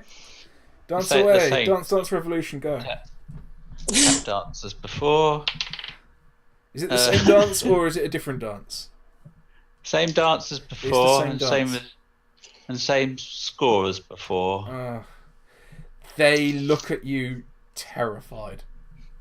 They've never seen a more terrifying madman dancing. the children cry. The children cry, the women wail, the old men groan. Everyone tries to sort of edge further away and hide, even if it's only in their own shadow. Why? I'll take a bow, and I'll go back out the door, and before I close it, I'll say, "Thank you and good night," and close the door. Oh, okay. You close the door, and from the other side you hear like a collective like sigh of relief. But you still hear children crying. All of the adults have all of the younger women, the older women, the old men, and the children are taking a collective sigh of relief. But clearly they haven't got over the stress of what's going on. Oh. Atticus, what are you doing? So I would have gone into the room with Abe and taken a look around at the people. Looked at Abe. Yeah. All right. Yeah. Don't mind him. He's quite special. He'll be gone soon. But what are you lot huddling in here for?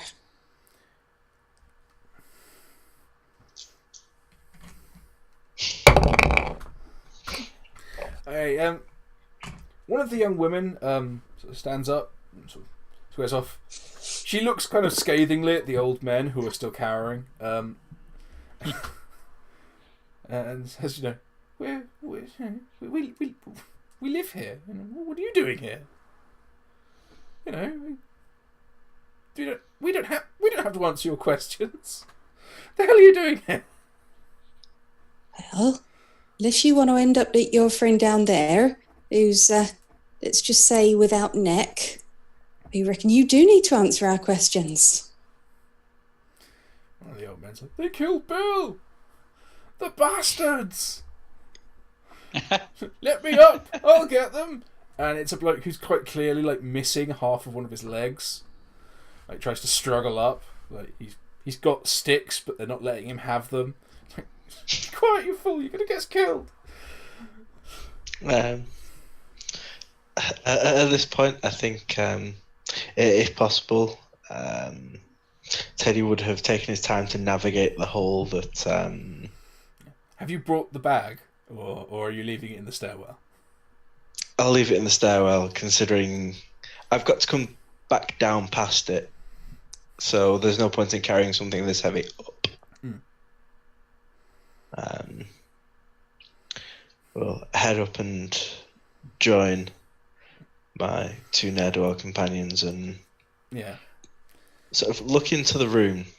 Yeah, basically, at the point where you arrive, you have Abraham stepping out of the room and closing the door, with Atticus still inside, having what looks to be the beginnings of an argument with a young girl.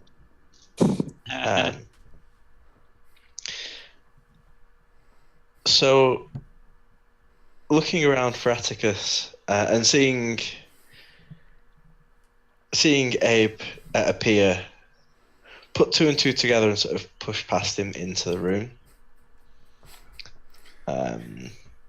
Okay, you open the door again and go back in. Yeah. Yeah. Yes. Okay, yes. So now you two are in a room full of cowering, basically the very the elderly and the young.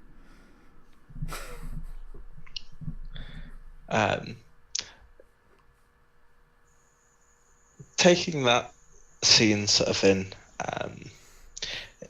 I'll look at the crowd gathered before me and sort of spread both arms out in front of me in almost as if to lead a mass and say,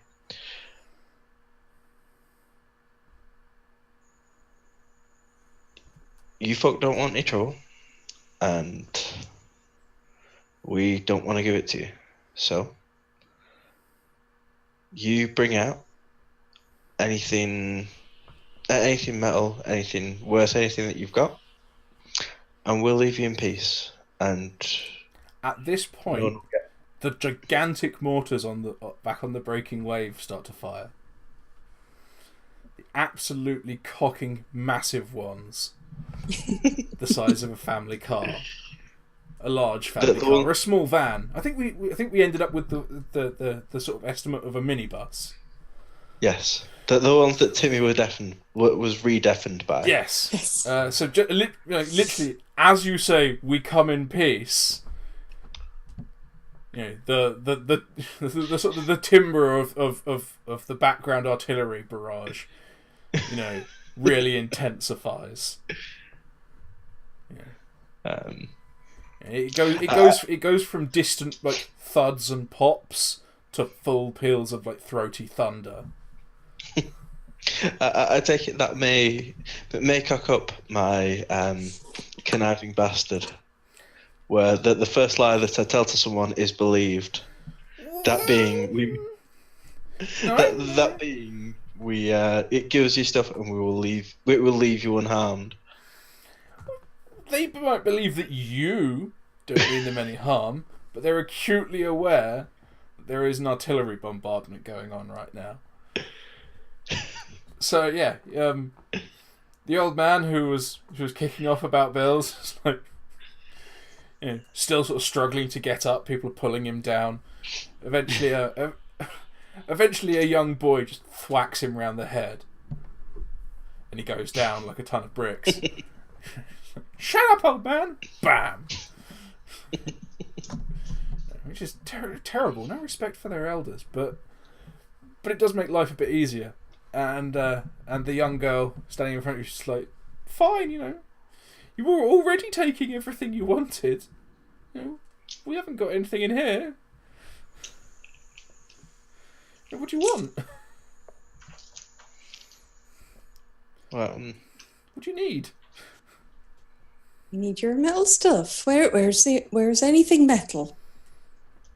Well, you know, we've got the kitchen downstairs, and we've got the armory around the front. You know, we haven't got much, but you can have it.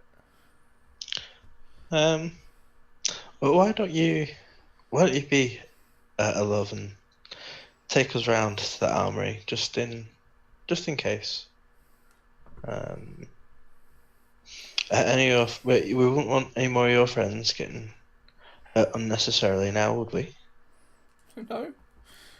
Okay. And she leads you out of room 36. Leads you down the corridor past 37, 39, 38, 40, which is odd because you're on the third floor, not the fourth, but hey. And leads you around the front to what anyone of us would know as a pair of lift doors. And she takes a little piece of metal out of her pocket with a little piece of like fabric wrapped around the middle, a little bit of like waxed cloth, and she reaches into the hole, and you see a little spark. A few moments later, the doors open, and inside the lift,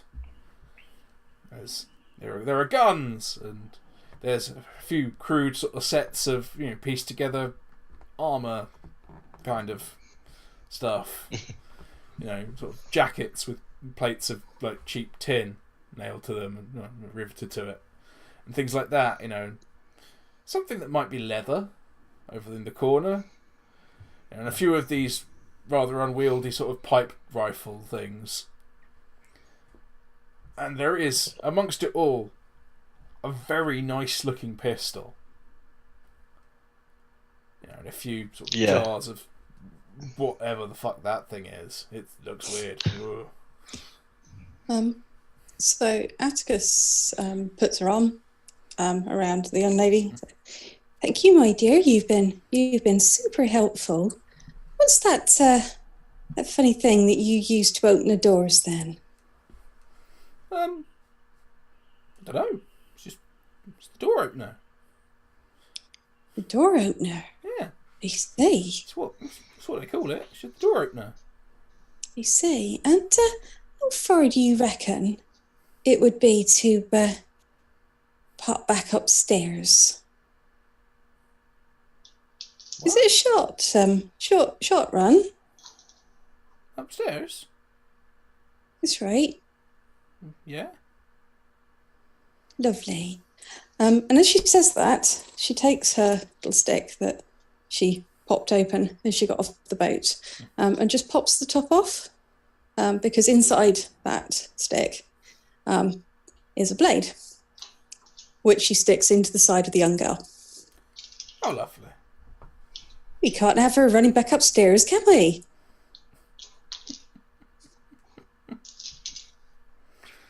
Oh. It's been a while. Drop a child. Okay. Needed a fix. Oh, lovely. If I wanted to be a dick, I'd make you roll damage, but no, you brutally murder a young girl who trusted you. You pop her heart with a little stiletto blade, and she falls to the floor, bleeding profusely. As the last remnants of life, fade from her panicked eyes, she looks up at you and goes, "I thought you were like my gran," and spits out some blood.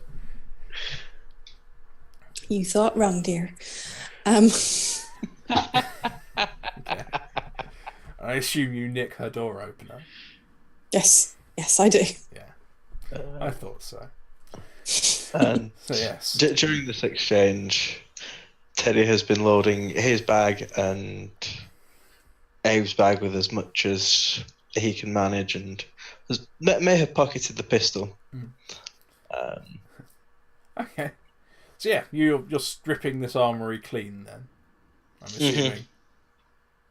Yeah, essentially. Okay. So yeah, you load up with everything you can get your grubby little mitts on, and as you turn around to exit this armory, you can see out of the busted windows at the front of the building, and you can see your boat just explode. You see the breaking waves just blow up. A massive explosion, 100 feet tall, and a massive plume of flame. I think we'll end there.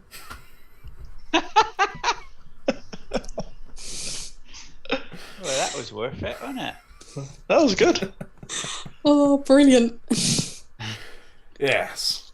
Because everything always needs to come back together in the end. Yes. So, there we are. Another lovely evening with some horrible psychopaths. Steal everything. I'm surprised you didn't murder the cow. I really am. I'm pretty sure had Father Teddy seen it, he would have done. Fair enough. You managed to avoid the gulls and not murder the cow. So, fair enough. So yes, that was that for Money Gets Nuked this week. As always, I was thirsty and I was the world, and I improv'd all of this with no notes, which is why it was so terrible. But hey, that's life. If you want to go online and tell me how terrible I am, you can find me on Twitter at thirsty_BTP, or on bloodthirstypuppets.co.uk, or here on Mondays, which hopefully we shall have Lilth for again in the near future, and we continue with the main storyline. So, we shall continue with Kerone. Do the whole, hello, who am I, where you can find me, what did I think of it? Hello, I'm Kerone. You can find me at The World. No, you can find me on Twitter at Kerone_BTP. You can also find me or information about Betrayed, which is my new short film, at jqs.org.uk. And yes, we'll be sending information, hopefully in the next couple of months, where you can go and watch Betrayed in cinema. So, looking all forward to that. But yeah, that was a lot of fun. It was nice. A bit of combat, getting involved in the combat there, which was lovely. And yeah, it's generally quite a nice thing. It's nice to be back after a bit of a break. Yes. 4 seconds of combat, and you got to dance for a cow. Yeah. Exactly why did you dance for the cow? Can we just dig into that choice for a moment? Quite sure how to communicate best with it, so I thought I'd try that. Ah, fair enough. Taming the wild beast through the medium of interpretive dance. Okay. It's worked before. I'm going to leave that where it was. Eivor.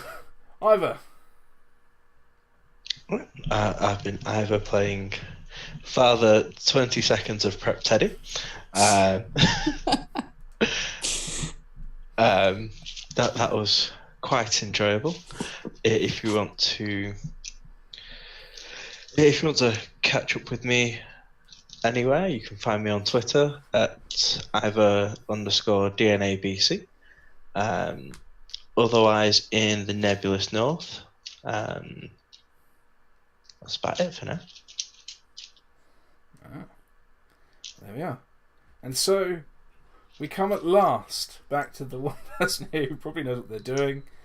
Spanners. Hello, I am Spanners. That was so much fun. So yeah, you can find me on Twitter at Spanners_BTP or Spanners_ACX. I'll stop changing that and confusing myself soon. You can find me on Dark Dice, which is now the 3rd episode is out. And there is exciting stuff being released around that. You can also now find me on Counterbalance, which is a new podcast, which is very exciting, done by same kind of people. So yes, look out for that. And probably within the next few months, you may well need to go and read The Misremembered Tales of F. Atticus Beagle. Because it's going to happen. It's being written. First. You heard it here first. It's going to be written probably before the next proper book. Fair enough. I mean, there aren't many people who can throw that caveat in. You know, like, between proper books. Between proper books, I'll make this one. Between proper books, I'll make this one. Yeah. Oh, yeah. The trials and tribulations. Oh yeah, go read my book. Yeah. Read books. Everyone should read books. Those books. Yes. Other books also, but mainly those ones. Yes. So yeah, there we are. We've all said who we are and like plugged our things and where to find us and stuff. So that's it. If you watch this on Twitch, thank you, because people actually talked to us and told us when we got things wrong. If you watch this on YouTube later, it means I remembered to do that. Yeah, go me. And if you didn't watch it, then, well, I don't have to talk to you. So yeah. Anyway, I think that's that. So, time at the bar, bitches. Ta-ra. Drinker. Bye. Hooray! Hey! Yeah. Oh, fucking hell. That was brilliant. That was really good. That was so much fun. Oh, I'm glad. I intended that originally to be a full-on, like, the charge over the square at Leningrad. Have, like, lots and lots of enemies. But then you decided to turn left and go into a hotel, and I was like, you know what? Fuck it. Let's just see what's in there. And I threw in the old favourites of the girl and the spike immediately at the other side of a door, because you can't lose with those. Love the gulls. The minute you said that, I was like, oh, no, don't go in there. I can't believe you let us kill baby birds. That's horrific. I let you do anything you do. Baby bird, you murdered a child. Yeah. You know. You cracked a few fertilised eggs and then you murdered a human child. You shot a man in the throat and burned his head off. Like, come on. Let's get a little perspective here. You know. But you did leave the cow untouched. We left the cow untouched, so therefore, you know, we are... Therefore, reasonable human beings. Moral in some way. Yeah, it's a bit... Good moral. Yeah, it's a little bit dodgy on that one. But yeah, there we are. As always, guys, thanks for playing. Oh, yeah, you're welcome. Thank you. There we are. And, yeah, have a great one. Pow.